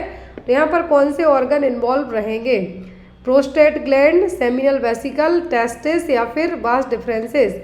तो यहाँ पर जो ऑर्गन, वैसेक्टोमी का मतलब होता है permanent sterilisation, permanent family planning, male में यहाँ पे की जाएगी, फीमेल में ट्यूबेक्टोमी होती है। और हम बात करें तो वर्ल्ड वाइड सबसे ज़्यादा ट्यूबेक्टोमी ही परमानेंट स्टरलाइजेशन में यूज़ की जाती है, कोई भी मेल पर्सन है जो वैसेक्टोमी नहीं करवाना चाहता है। तो यहाँ पर वैसेक्टोमी में जो ऑर्गन इंक्लूड होता है वो क्या होता है, वास डिफरेंसेस, क्या हो गए, वास differences. Next one, when the cord is slipped down below the presenting part, it lies in front of it in the intact bag of membrane is called the। जब भी कॉर्ड स्लिप डाउन हो जाए, slip down होके जो presenting part है वहाँ पे आ जाए, तो ये क्या है, cord prolapse, cord presentation, occult prolapse या फिर नन ऑफ द अबव। तो कॉर्ड है जो स्लिप डाउन होकर प्रेजेंटिंग पार्ट के यहाँ पर आ जाती है, कहाँ पर, प्रेजेंटिंग पार्ट के यहाँ पर आ जाए, इसके कारण जो मेम्ब्रेन है वो भी इंटैक्ट हो जाए, मतलब क्लोज हो जाए, तो वो कहलाता है कॉर्ड प्रेजेंटेशन। मतलब प्रेजेंटिंग पार्ट क्या हो गया, कॉर्ड हो गई, जो प्रेजेंटिंग पार्ट होना चाहिए वो ना होके, प्लेसेंटा ना होके, प्रेजेंटिंग पार्ट में क्या आ गया, कॉर्ड आ गई। Next one, Chadwick sign means. तो चैडविक साइन का मतलब क्या है, bluish discolouration of the vagina, pulsation felt in the vagina, softening of the cervix या फिर इंटरमिटेंट यूट्राइन कॉन्ट्रैक्शन। ये देखिए कितना अच्छा सिंपल सा क्वेश्चन है। और एमपी ग्रुप 5 का जो एग्ज़ाम हुआ था, आई थिंक 19 फरवरी को जो एग्ज़ाम हुआ था, उसके क्वेश्चन में चैडविक साइन है, लेकिन उन्होंने जो ऑफिशियल आंसर की दी थी उनमें उन्होंने चैडविक साइन की जगह बलोटमेंट है जो आंसर कर दिया है ऑफिशियल आंसर की में। आई होप सो कि जिन लोगों ने ऑब्जेक्शन लगाए होंगे उनके मार्क्स जरूर बढ़ जाएंगे। चैडविक साइन का मतलब होता है bluish discolouration of the vagina. क्या है, bluish discolouration of the vagina. Next one, which of the following is not a STD, sexually transmitted disease इनमें से कौन सी नहीं है। हर्पीज तो है, हर्पीज है, कैंडिडा एल्बिकेंस भी है, गोनोरिया भी है, सिफिलिस भी होगा, लेकिन यहाँ पर जो एक और ऑप्शन है क्या है, इकोनोकोकस। क्या है, इकोनोकोकस। ये यहाँ पर एक तरीके से हाइड्रेट वॉर्म के कारण होने वाली प्रॉब्लम है। और यहाँ पर एक इन्फेक्शियस डिसीज़ तो है, लेकिन ये सेक्सुअली ट्रांसमिटेड डिसीज़ नहीं है और ये मेनली ह्यूमन बीइंग में होने वाली प्रॉब्लम भी नहीं है। ये जनरली किस में होती है? ह्यूमन में होती है, लेकिन रेयर होती है, एनिमल्स में ज़्यादा होती है। Next one, the most common site of genital TB in women is. तो जो जेनाइटल ट्यूबरक्लोसिस के लिए कॉमन साइट है वो क्या है? जेनाइटल मतलब रिप्रोडक्टरी ऑर्गन की बात की जा रही है, तो जेनाइटल टीबी में वुमेन में कौन सा सबसे ज़्यादा अफेक्ट होने वाला पार्ट है? फैलोपियन ट्यूब, यूट्रस, सर्विक्स या फिर वेजाइना? तो मोस्ट कॉमन साइट है जेनाइटल टीबी के लिए वो क्या है? Fallopian tubes. क्या है? Fallopian tubes. Next one, tocolytic drugs are used to. एक क्वेश्चन भी अभी रिसेंट में इतना सीधा सा तो नहीं आया था, बट आया इसी तरीके से था कि टोकोलाइटिक ड्रग का यूज़ है जो किसके लिए किया जाता है? Induce contraction, inhibit uterine contraction, cervical dilatation या फिर ऑल ऑफ दी अबव। तो यहाँ पर कॉन्ट्रैक्शन को इंड्यूस करने के लिए हमेशा दिया जाता है ऑक्सीटोसिन। इनहिबिट करने के लिए यदि प्रीटर्म डिलीवरी होने वाली है तब दिए जाते हैं क्या? Tocolytics agent. क्या है? टोकोलाइटिक एजेंट। सर्वाइकल डायलिटेशन और राइटनिंग के लिए जो प्रोस्टाग्लैंडिन यूज़ किए जाते हैं। क्या यूज़ किए जाते हैं? प्रोस्टाग्लैंडिन। तो यहाँ पर टोकोलाइटिक ड्रग्स क्या है? मतलब है सर्वाइकल जो यूट्राइन कॉन्ट्रैक्शन है उनको इनहिबिट करने का काम करेंगी और इसकी हेल्प से प्रीटर्म डिलीवरी को मैनेज है जो किया जा सकता है। यदि समय से पहले बच्चा पैदा होने वाला है तो उस दौरान मेडिकेशन दी जाती है ताकि कुछ दिन और मिल जाए। Next one, the action of PGE2 is. तो PGE2 का एक्शन क्या है? जस्ट मैंने अभी आपको बताया प्रोस्टाग्लैंडिन का। तो यहाँ पर cervical dilatation, myometrial contraction, stimulation of uterus या फिर none of the above. Cervix dilate होने के लिए PGE2 है जो इस्तेमाल किए जाते हैं। Next one is, first step in the process of water purification is large scale. तो यहाँ पर फर्स्ट स्टेप क्या है वाटर प्यूरिफाई करने के लिए? बॉइलिंग, डिसइंफेक्शन, स्टोरेज या फिर फिल्ट्रेशन। इसके स्टेप आपको मैंने कई बार बताए हैं। वाटर को प्यूरिफाई आप कब करेंगे? तब आपके पास पानी होगा। पानी कहाँ होगा? जब आप उस पानी को स्टोर करके रखेंगे। इतने पानी को बॉईल तो कर नहीं सकते हैं आप। तो यहाँ पर आपका फर्स्ट स्टेप क्या होगा? स्टोरेज। क्या होगा? स्टोरेज। जैसे आपके यहाँ घर पे पानी की टंकी होगी या फिल्टर होगा, उसमें पानी स्टोर होगा तभी आप उसको फिल्टर कर पाएंगे। लेट्स इट, तो यहाँ पर भी क्या होगा? स्टोरेज। नेक्स्ट है यहाँ पे आपका question, head quarter of UNICEF. तो यूनिसेफ का हेड क्वार्टर कहाँ पर है? न्यूयॉर्क में। जेनेवा में कहाँ किसका है? WHO का। किसका? WHO का। FAO, food and agriculture organization का कहाँ पर है? रोम में। Next one, first referral unit is. First referral unit और FRU कौन है? CHC मतलब community health centre, PHC primary health centre, sub centre, district hospital. तो हमेशा फर्स्ट रेफरल यूनिट क्या कहलाती है? कम्युनिटी हेल्थ सेंटर, सामुदायिक स्वास्थ्य केंद्र। Next one, the main focus for organising home visit is. तो यदि आप होम विजिट करते हैं तो आपका पहला फोकस किस पे होना चाहिए? डेमोग्राफी सर्वे पर, inspection of home environment, preventing and control of disease या फिर checking work of other nurses. तो यदि आप होम विजिट पर जा रहे हैं तो आपका फर्स्ट जो मेन टारगेट होना चाहिए वो क्या होना चाहिए? होम एनवायरनमेंट को इंस्पेक्ट करना। उसी से पता चलेगा कि लोग एक छोटे घर में कितने लोग रह रहे हैं। ज़्यादा लोग रह रहे हैं तो बीमारी होने का रिस्क भी होगा, घर प्रॉपर वेंटिलेटेड है या नहीं, तो वो सब चीज़ें यहाँ पे आपकी इस विजिट में इंक्लूड हो जाएंगी। नेक्स्ट है एड्स इज़ा। तो एड्स क्या है? सबको पता है। एड्स क्या है? Viral disease. HIV नाम के वायरस से होने वाली डिसीज़ है। HIV का जो वायरस है वो कौन सा वायरस है? DNA, RNA, mRNA या फिर रेट्रोब्रेडा फैमिली से। तो यहाँ पर एक कौन सा वायरस है? रेट्रोब्रेडा फैमिली से बिलोंग करने वाला virus. Next one,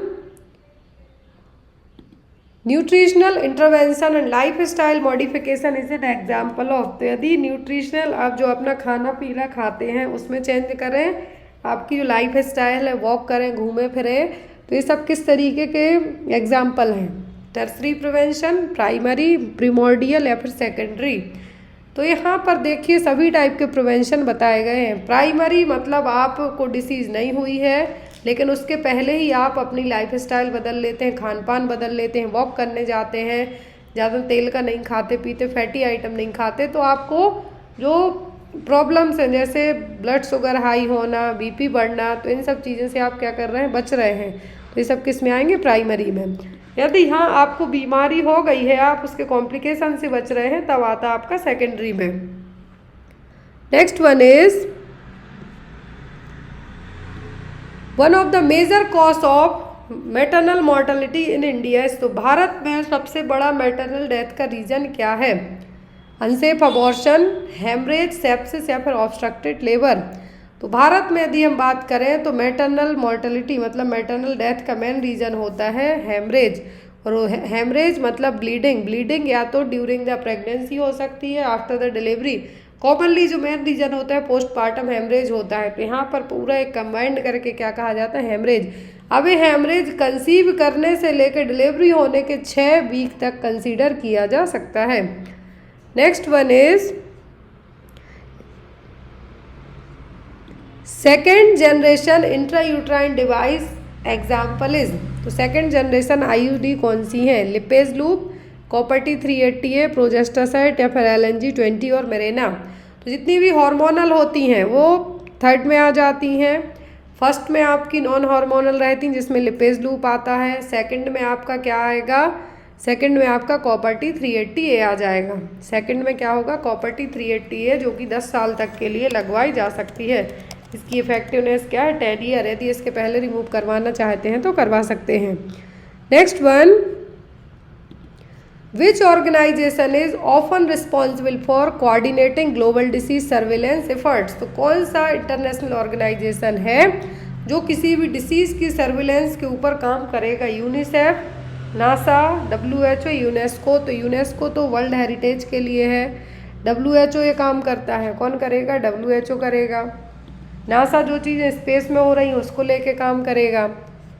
next one, the crude birth rate measures the number of births per year. इसका आंसर आप लोग कमेंट बॉक्स में देंगे। जो नेक्स्ट क्लास होगी उसमें इसका आंसर आपको बताया जाएगा। क्वेश्चन है the crude birth rate measures the number of births per year. Crude birth rate है जो कितने जन्म के ऊपर है जो मेजर की जाएगी। 1000 live birth, 1000 population, 100 live birth या 1 लाख पॉपुलेशन। तो यहाँ पर ये थी आज की क्लास। आई होप सो कि आपको आज की क्लास अच्छी लगी हो। जो भी आपके डाउट वगैरह रह गए हो आप कमेंट बॉक्स में भी पूछ सकते हैं। और जो भी लोग बुक्स ऑर्डर करना चाहते हैं बुक्स ऑर्डर कर सकते हैं। बुक में अभी आपको मैं बता दूं कि 15 अप्रैल तक जो प्राइस मैंने आपको शुरुआत में क्लास की बताई है वही प्राइस आपको 15 अप्रैल तक कंसीडर की जाएगी। Thank you for watching us. Bye bye, take care, have a good day. Position और इसका इस्तेमाल मेनली रिप्रोडक्टिव ऑर्गन को चेक करने के लिए, रिप्रोडक्टिव केयर के लिए इस्तेमाल किया जाता है। तो यहाँ पर वेजाइनल और पेरिनियल तो होगी, साथ में एनल केयर के लिए भी इसका इस्तेमाल है जो किया जा सकता है। तो लिथोटॉमी किस सर्जरी या ऑपरेशन के लिए यूज़ होगी? सभी के लिए, वेजाइनल, पेरिनियम या फिर हम ये कह सकते हैं सर्वाइकल या फिर डिलीवरी के लिए। तो इन सभी के लिए कौन सी पोजीशन इस्तेमाल होगी? तो वो होगी lithotomy position. Next one, birth weight usually gets double by the age of. तो बच्चे का वजन डबल किस उम्र में हो जाएगा? 3 महीने में, 6 महीने में, 9 महीने में या 12 महीने में। तो यदि बच्चे का वजन है जो जन्म के समय 2.5 kg है तो वो वजन डबल हो जाता है जनरली 5 से 6 महीने की उम्र में। तो यहाँ पर क्या होगा आपका आंसर? 5 to 6 मंथ में। और यदि ट्रिपल की बात करें हम, यहाँ पर क्या है, ट्रिपल की बात करें हम तो वो हो जाता है कितने में? 12 मंथ में। डबल मतलब 6 महीने में, ट्रिपल 1 साल में। Next one, babies usually achieve neck holding at the age of. बच्चे अपनी नेक होल्ड करना किस उम्र में स्टार्ट कर देते हैं? 2 महीने में, 3 में, 5 में या 6 में। 6 मंथ की एज में बच्चे हैं जो बैठना स्टार्ट कर देते हैं विद सपोर्ट के। लेकिन यहाँ पर नेक होल्डिंग की बात की जा रही है तो बच्चे जनरली नेक होल्ड स्टार्ट करते हैं 3 मंथ में। कितने में? 3 मंथ की एज में। बिफोर दैट आप ट्राई भी ना करें, बच्चे की जो नेक के यहाँ पर जो भी मसल्स वगैरह है वो भी वीक हो सकती हैं। Next one, baby friendly hospital initiative BFHI was developed jointly the WHO and UNICEF and launched in the year. तो बेबी फ्रेंडली हॉस्पिटल इनिशिएटिव क्या है? BFHI इनिशिएटिव लिया गया था WHO ने, वर्ल्ड हेल्थ ऑर्गेनाइजेशन ने, और यूनिसेफ ने। यूनिसेफ का हेडक्वार्टर न्यूयॉर्क में और WHO का जेनेवा में है। ये आपको एग्जाम में क्वेश्चन आते हैं। तो BFHI के तहत यहाँ पर BFHI को लॉन्च कब किया गया था? तो BFHI baby friendly hospital initiative launch किया गया था कब? 1991 में, 1991 में। कब हुआ था? 1991 में। और इसके हिसाब से क्या है, बेबी फ्रेंडली हॉस्पिटल इनिशिएटिव के 10 है जो मेन स्टेप रखे गए थे। क्या है? 10 मेन स्टेप रखे गए थे बेबी फ्रेंडली हॉस्पिटल इनिशिएटिव के ब्रेस्ट फीडिंग को लेके। क्या है? ब्रेस्ट फीडिंग को लेके कि ब्रेस्ट फीडिंग पॉलिसी रिटर्न में होनी चाहिए, क्यों ज़रूरी है, और यहाँ पर हेल्थ केयर स्टाफ को भी ट्रेंड होना चाहिए। माँ को है डमी पर प्रोसीजर करके दिखाना कि कैसे बच्चे को फीड कराएं। विदिन 1 आवर के अंदर है जो बच्चे को ब्रेस्ट फीडिंग इनिशिएट करवाना है। प्रैक्टिस रूमिंग कराना है 24 आवर डे के लिए, मतलब माँ बच्चे को 24 घंटे एक ही रूम में रखना है। तो यहाँ पर ये सभी किसके पॉइंट्स थे? ये थे BFHI के बेबी फ्रेंडली हॉस्पिटल इनिशिएटिव के, जिसमें कोई भी पेसिफायर यूज़ नहीं करना है, ना आर्टिफिशियल कुछ टेस्ट बच्चे को कराना है, और यहाँ पर ब्रेस्ट फीडिंग के लिए प्रॉपर तरीके से सपोर्ट करना है। सभी चीज़ें बेबी फ्रेंडली हॉस्पिटल इनिशिएटिव की किस पर बेस्ड थी? ब्रेस्ट फीडिंग को लेकर। Next one, which of the following R component of under 5 clinic? Under 5 clinic आपने पढ़ा है, तो अंडर 5 क्लिनिक के कंपोनेंट क्या है? Growth monitoring and care and illness, family planning and health education, दोनों या फिर इनमें से कोई नहीं। Level of HCG in the maternal circulation typically peak at what level and what gestational age? यहाँ पर क्वेश्चन में कहा गया है कि जो HCG हार्मोन है, क्या है? HCG हार्मोन है, पीक लेवल पर कितने हफ्ते की प्रेगनेंसी में जाएगा? पीक मतलब सबसे हाईएस्ट अमाउंट पे कितने वीक की प्रेगनेंसी में जाएगा? ऑप्शन में है आपको 1 लाख MIU पर ml एट 10 वीक्स, दूसरे में 10,000 MIU ml एट 10 वीक्स, तीसरा ऑप्शन है आपको 10,000 MIU पर ml एट 20 वीक्स, चौथे ऑप्शन में 1 लाख MIU पर ml एट 40 वीक्स।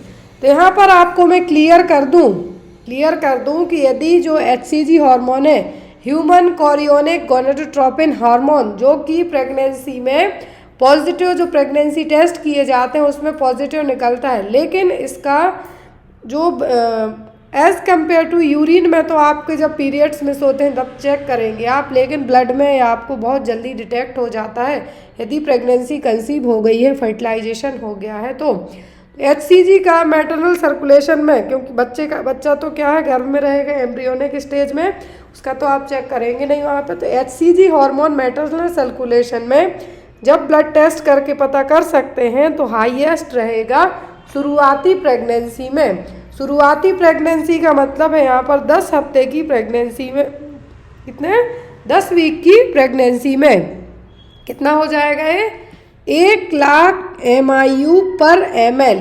कितना होगा ये? 1 लाख तक इसकी रेंज है जो पहुँच जाएगी शुरुआती 10 वीक की प्रेगनेंसी में। लेकिन यदि प्रेगनेंसी नहीं है तब HCG का लेवल हाई हो जाता है, तब आपके या तो कुछ कैंसरस ग्रोथ हो रही है या कुछ हार्मोनल एबनॉर्मलिटीज़ के कारण ही HCG का लेवल हाई हो। कितने हफ्ते में होगा? शुरुआती 10वें हफ्ते तक 1 लाख यूनिट तक पहुंच जाएगा। अब HCG से आपको बहुत सारे क्वेश्चन एग्जाम में बनते हैं। पहला क्वेश्चन तो सबसे ज़्यादा आता है जो प्रेगनेंसी में होने वाली वॉमिटिंग नोजिया है, मतलब हाइपर एमेसिस ग्रेविडेरम है, इसके लिए हार्मोन जिम्मेदार क्या है? HCG। और आप HCG का हार्मोन शुरुआती प्रेगनेंसी में, स्टार्टिंग प्रेगनेंसी में ही ज़्यादा होता है, इसीलिए नोजिया, वॉमिटिंग और हाइपर एमेसिस ग्रेविडेरम की सिचुएशन भी शुरुआती प्रेगनेंसी में सबसे ज़्यादा होती है। HCG को सीक्रेट कौन करता है? सिंक्टोट्रोफोब्लास्ट सेल्स। क्या है? सिंक्टोट्रोफोब्लास्ट सेल। ड्यूरिंग द इम्प्लांटेशन के टाइम पर, जब फैलोपियन ट्यूब में फर्टिलाइजेशन हो जाएगा, यूट्रस में, गर्भाशय में इम्प्लांटेशन होगा, जो कॉन्सेप्सियस मटेरियल है, उस दौरान मैटरनल सर्कुलेशन में सबसे ज़्यादा क्या होगा? यहाँ पर HCG का लेवल हाई हो जाएगा। यदि सिंगलेटन प्रेगनेंसी का मतलब ओनली एक ही जो कंसेप्सियस मटेरियल है, एक ही फीटस डेवलप हो रहा है, एक ही एम्ब्रियो है, तो यहाँ पर कितना होगा? 1 लाख तक। मे बी यदि 2 या ट्विन है है तो कितना होगा 1 लाख तक में भी यदि ट्विंस होते हैं तब ज़्यादा ये है जो डेवलप है, जो HCG का लेवल है जो ज़्यादा देखने को मिलेगा। अगला क्वेश्चन है यहाँ पर, a maternal quad screen performed at 18 weeks gestation result with the following result. Quad screening test किया जाता है 18 हफ्ते की प्रेगनेंसी में, 18 वीक्स ऑफ जेस्टेशनल पीरियड में क्वाड स्क्रीनिंग टेस्ट होता है। तो यहाँ पर क्वाड में टोटल 4 टेस्ट इंक्लूडेड होते हैं। कितने? टोटल 4 टेस्ट इंक्लूडेड होंगे, जिसमें होगा पहला अल्फा फीटोप्रोटीन, दूसरा होता है एस्ट्रॉयल, क्या है एस्ट्रॉयल, तीसरा HCG और चौथा इनहिबिन। मतलब यहाँ पर 4 चीज़ें हो गई तो एक क्वाड हो गया, अल्फा फीटोप्रोटीन, एस्ट्रॉयल, HCG और इनहिबिन। अब इन चारों की जो वैल्यू दी गई है क्वाड स्क्रीनिंग टेस्ट में, अल्फा फीटोप्रोटीन की वैल्यू कितनी दी गई 0.5 multiple of the median, estriol की 0.6 multiple of the median, HCG की 2.0 मल्टीपल ऑफ द मीडियन और इनहिबिन की 1.08 MOM, which fetal disorder is most likely given the serum analytic profile. Serum test किया गया जिसमें क्वाड स्क्रीनिंग टेस्ट परफॉर्म किया गया 18 हफ्ते की प्रेगनेंसी में। तो जो वैल्यू आई है निकल के वो हैं इन चारों की। कौन सा है जो बच्चे को डिफेक्ट हो सकता है, कौन सी बीमारी हो सकती है, जो फीटस है उसको क्या डेवलप होने के रिस्क रहेंगे, ओपन न्यूरल ट्यूब डिफेक्ट, ट्रायोसोमी 21 और डाउन सिंड्रोम, ट्रायोसोमी 18, ट्रायोसोमी 13 या फिर टर्नर सिंड्रोम, क्या बच्चे को डेवलप हो सकता है। तो आप सबको पता है कि जब भी जो सीरम लेवल चेक किए जाते हैं, अल्फा फीटोप्रोटीन लेवल है जो मेनली चेक किया जाता है, तो यदि उसका लेवल क्या हो, हाई हो, तब क्या कंसीडर किया जाता है, जब हाई रहेगा तो क्या होता है न्यूरल ट्यूब डिफेक्ट होने के चांसेस हैं, लो है तो डाउन सिंड्रोम होने के चांसेस होंगे। तो यहाँ पर जो अल्फा फीटोप्रोटीन और एस्ट्रॉयल इन दोनों के वैल्यू क्या है, कम है, 0.5 MOM है अल्फा फीटोप्रोटीन और 0.6 है एस्ट्रॉयल की। लेकिन जब HCG और इनहिबिन का लेवल बढ़ा हुआ हो तब इंडिकेट करते हैं कि बच्चे को ट्रायोसोमी 21 और डाउन सिंड्रोम डेवलप हुआ है। तो याद रखें अल्फा फीटोप्रोटीन का लेवल सबको पता है किसमें कम होता है, डाउन सिंड्रोम वाले बच्चे में। तो यहाँ पर भी वही अल्फा फीटोप्रोटीन और जो एस्ट्रॉयल है इस दोनों के लेवल डिक्रीज्ड है, लेकिन जो HCG human chorionic gonadotropin hormone है वो और इनहिबिन इन दोनों के लेवल बढ़े हुए हैं। और ये फाइंड आउट करेंगे कि जो गर्भ में जो बच्चा है, यूट्रस में जो बच्चा डेवलप हो रहा है फीटस, उसको डाउन सिंड्रोम और ट्रायोसोमी 21 डेवलप हुआ है। Clear? Next one is a number of screening tests are performed in all pregnancies at designated gestational age. Which of the following screening test is correctly matched with the gestational age?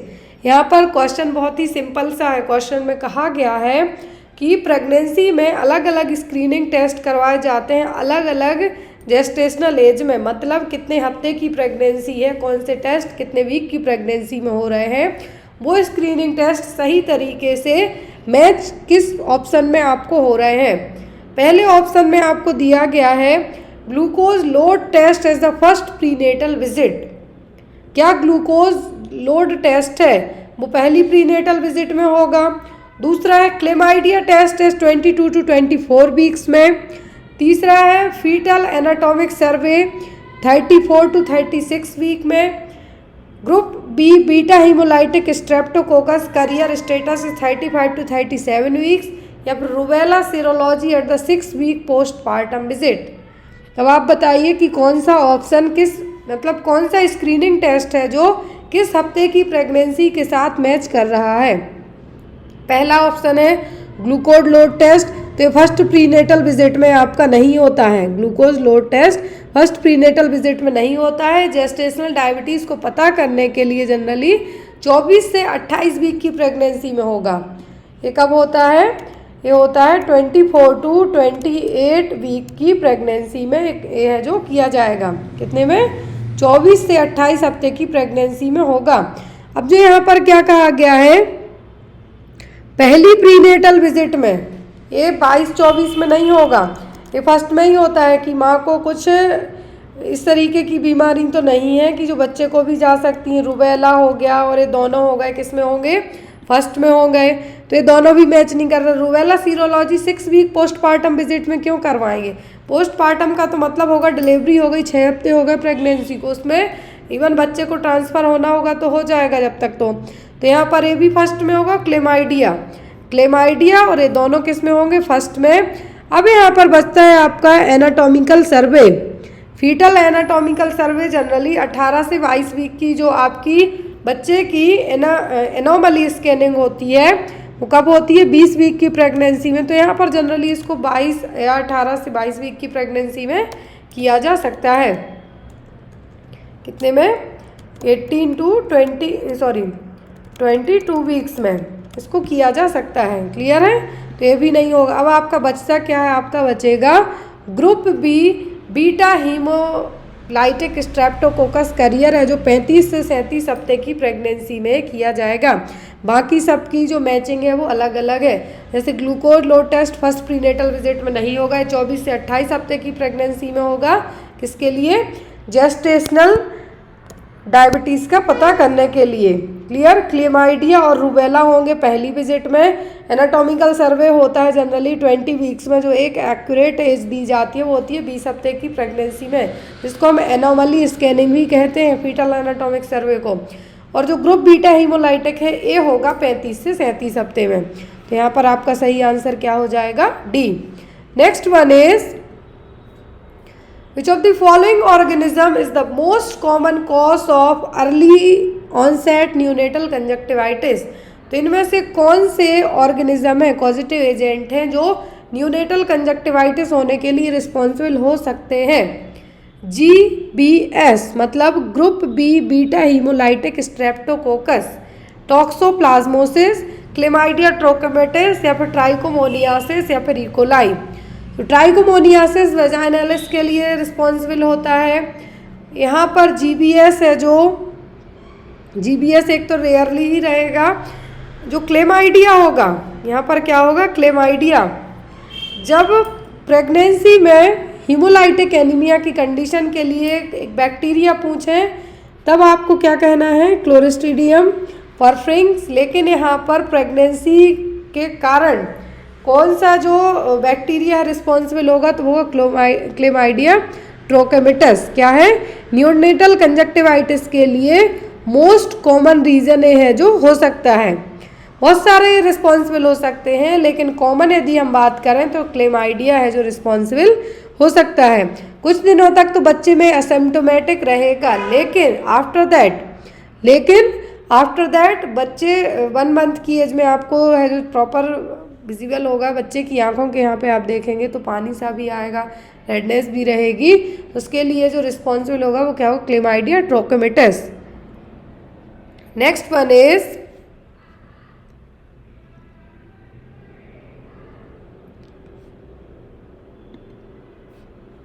18-year-old G1P0 presented 30 weeks gestation, complaining of malodorous vaginal discharge. A wet prepared reveals motile flagellated organism. The treatment plan would include which of the following antibiotics? यहाँ पर ये देखिए जो vaginal discharge हो रहा है, 30 हफ्ते की प्रेगनेंसी है, फर्स्ट टाइम प्रेगनेंसी है। जीवन मतलब फर्स्ट टाइम ग्रेविड मदर है, प्रीवियस उसकी कोई हिस्ट्री नहीं रही है, ना प्रीटर्म की, कुछ भी नहीं यहाँ पे बताया गया है। तो यहाँ पर ग्रेविडा फर्स्ट टाइम प्रेगनेंसी है, 30 हफ्ते की प्रेगनेंसी है, smelly foul smelly vaginal discharge हो रहा है। और जब टेस्ट किया गया तो यहाँ पर पता चला कि फ्लैजेलेटेड ऑर्गेनिज्म प्रेजेंट है, मोटाइल फ्लैजेलेटेड ऑर्गेनिज्म प्रेजेंट है। मतलब है क्या, ट्राइकोमोनास वेजाइनलिस है। क्या है, ट्राइकोमोनास वेजाइनलिस है। तो यहाँ पर जो आप एंटीबायोटिक देंगे वो क्या होगा, क्योंकि मोटाइल फ्लैजेलेटेड ऑर्गेनिज्म क्या हुए हैं यहाँ पर फाइंड आउट हुए हैं टेस्ट करने पर। तो यहाँ पर कौन सी एंटीबायोटिक देंगे, एम्पिसिलिन, मेट्रोनिडाजोल और टिनिडाजोल, डाइफ्लुकेन या फिर जेंटामाइसिन या फिर बैक्ट्रिम, क्या दिया जाएगा। तो यहाँ पर जनरली जो एंटीबायोटिक ट्रीटमेंट होता है ट्राइकोमोनास वेजाइनलिस के लिए, यदि ड्रग ऑफ चॉइस की भी हम बात करें तो वो होती है मेट्रोनिडाजोल या फिर टिनिडाजोल, क्या होगी?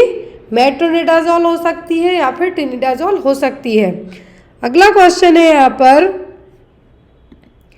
The clinic nurse notes that the physician had documented a diagnosis of herpes zoster in the male client chart based on an understanding of the cause of this disorder. The nurse determined that this definitive diagnosis was made following which diagnostic test. तो यहाँ पर किसी client के लिए क्या है, किसी जो आपका क्लाइंट है, डायग्नोस क्या हुआ? हर्पीस जूस्टर सिंगलेंस, जिसको आप कह सकते हैं मेल क्लाइंट है।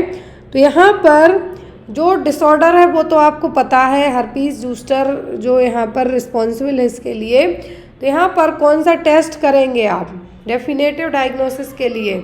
Patch test, skin biopsy, culture of the lesion या फिर वूज लाइट एग्जामिनेशन, कौन सा टेस्ट किया जाएगा? तो यहाँ पर जो अलग अलग टेस्ट दिए गए हैं, हर्पीस जूस्टर में क्या होते हैं? वुंड टाइप के बनेंगे। तो वुंड टाइप के, लीजन टाइप के बनेंगे तो सबसे पहले उन्हीं को लेके है जो फाइंड आउट किया जाएगा कि ये हर्पीस जूस्टर है या कोई और अदर इन्फेक्शन के कारण ही हुआ है। तो पैच टेस्ट जनरली एलर्जी वगैरह चेक करने के लिए होते हैं। किसके लिए? एलर्जी के लिए। बायोप्सी वगैरह है जो किसके लिए होगी? यहाँ पर साइटोलॉजिकल एग्जामिनेशन के लिए, कुछ कैंसरस ग्रोथ वगैरह तो नहीं हो रही है तो उसके लिए तो नहीं होगा ना patch test. Patch test allergy के लिए किए जाते हैं। बहुत सारी इंट्राडर्मली है जो निडल इंसर्ट की जाएंगी, उसमें कुछ मटेरियल लेके किस चीज़ से एलर्जी, उसके लिए बायोप्सी होगी आपकी टिश्यूज़ की स्टडी करने के लिए कि कुछ कैंसरस ग्रोथ वगैरह तो नहीं हो रही है। और जो यहाँ पर वुड लाइट एग्जामिनेशन है, क्या है? ये जनरली है जो स्किन में इन्फेक्शन के लिए किया जाएगा। तो यहाँ पर कल्चर ऑफ द लेजन किया जाएगा। क्या कल्चर ऑफ द लेजन है जो यहाँ पे किया जाएगा हर्पीस जूस्टर को एज अ कन्फर्मेटरी डायग्नोस के लिए। क्लियर? ये देखिए यहाँ पर हर्पीस जूस्टर में एक तो क्लासिकल प्रेजेंटेशन देखने को मिलेगी क्लिनिकल एग्जामिनेशन के दौरान। क्लियर है? वायरल कल्चर वगैरह है जो किए जाएंगे, लीजन प्रोवाइड कर, जो भी लीजन है मतलब पता चलेगा जो हर्पीस जूस्टर है, हर्पीस जूस्टर है ये वेरिसेला जूस्टर नाम के वायरस से होता है। तो यहाँ पर जो चिकन पॉक्स को कॉज भी करता है, तो याद रखें वायरस का नाम हर्पीस जूस्टर और सिग्नल्स, इसका वायरस है वेरिसेला जूस्टर जो सेम चिकन पॉक्स को भी कॉज करता है। तो जिस भी स्किन पे घाव हुए होंगे या लीजन्स है तो वहाँ से पता चलेगा कि ये वायरस कौन सा है। पैच टेस्ट और जो बायोप्सी और जो वुड टेस्ट है सब मैंने आपको ऑलरेडी बता दिए हैं। Clear? Next one, in which skin disorder do T cell induce a sudden increase in cytokines leading to hyperplasia of skin cells resulting in raised skin plaques। तो यहाँ पर एक स्किन डिसऑर्डर है जिसमें टी सेल्स क्या है, T cells suddenly cytokine release करने लगती हैं और बहुत ज़्यादा अमाउंट में साइटोकाइन बनाएंगी कि जो स्किन सेल्स क्या है आपको हाइपरप्लासिया टाइप देखने को मिल जाएगा। तो यहाँ पर क्या हो, कौन सा स्किन प्रॉब्लम होगी? डर्मेटाइटिस, एक्जिमा, सोरियासिस या फिर इम्पेटिगो। तो इम्पेटिगो ये सभी है क्या? ये सभी स्किन प्रॉब्लम है, डर्मेटाइटिस भी, एक्जिमा भी, सोरियासिस भी और इम्पेटिगो। तो यहाँ पर इम्पेटिगो के लिए तो क्या होते हैं रिस्पॉन्सिबल? ईच माइट रिस्पॉन्सिबल होते हैं। क्या है? Each might. अब यहाँ पर जिसमें टी सेल इंड्यूस तो होंगी लेकिन बहुत ज़्यादा अमाउंट में साइटोकाइन रिलीज करेंगी जिसके कारण स्किन पे ईचिंग टाइप तो होगी, काइंड ऑफ हाइपरप्लासिया मतलब स्किन उठी उठी सी देखने को मिलेगी, वो होता है सोरियासिस। क्या है? सोरियासिस। इसके अलग अलग टाइप होते हैं, लंबे टाइम तक चलने वाली स्किन प्रॉब्लम है जिसमें हमारा अपना खुद का इम्यून सिस्टम ओवर एक्टिव होके एक सेल से 2 सेल और 2 से 4 सेल बनाना स्टार्ट करेगा। जो हाइपरप्लासिया की कंडीशन मैंने जस्ट बताई है वही इसमें देखने को मिलेगी और ये क्या कहलाती है? सोरियासिस। ये अलग अलग टाइप की होती है, इनवर्स, पॉस्चुलर, ग्यूटेट या सोरियाटिक इरिथ्रोडर्मा। इसमें अपना खुद का जो इम्यून सिस्टम है, जो टी सेल्स हैं, बहुत ज़्यादा अमाउंट में साइटोकाइन रिलीज करेंगी कि सेल्स 2 से 4, 4 से 6 होंगी, मतलब हाइपरप्लासिया की सेल की जो काउंटिंग है वो क्या होगी? बढ़ती जाएगी। इम्पेटिगो में इस तरीके से देखने को मिलेगा। Next one is what is the most common reason for spontaneous abortion in the first trimester? पहले ट्राइमेस्टर में स्पॉन्टेनियस अबॉर्शन का है जो मेन रीजन क्या है? ऑप्शन है यहाँ पर uterine abnormality, chromosomal abnormality 60%, endocrine disorder या फिर थ्रोम्बोफिलिया। क्या है जो स्पॉन्टेनियस अबॉर्शन के लिए सबसे कॉमनली रिस्पॉन्सिबल है? तो पहले ट्राइमेस्टर में सबसे कॉमन जो रिस्पॉन्सिबल है वो होते हैं 60% तक जो मिसकैरेज हो जाते हैं, स्पॉन्टेनियस अबॉर्शन और मिसकैरेज होते हैं क्रोमोसोमल एबनॉर्मलिटीज़ के कारण होते हैं। किसके कारण? क्रोमोसोमल एबनॉर्मलिटीज़ के कारण।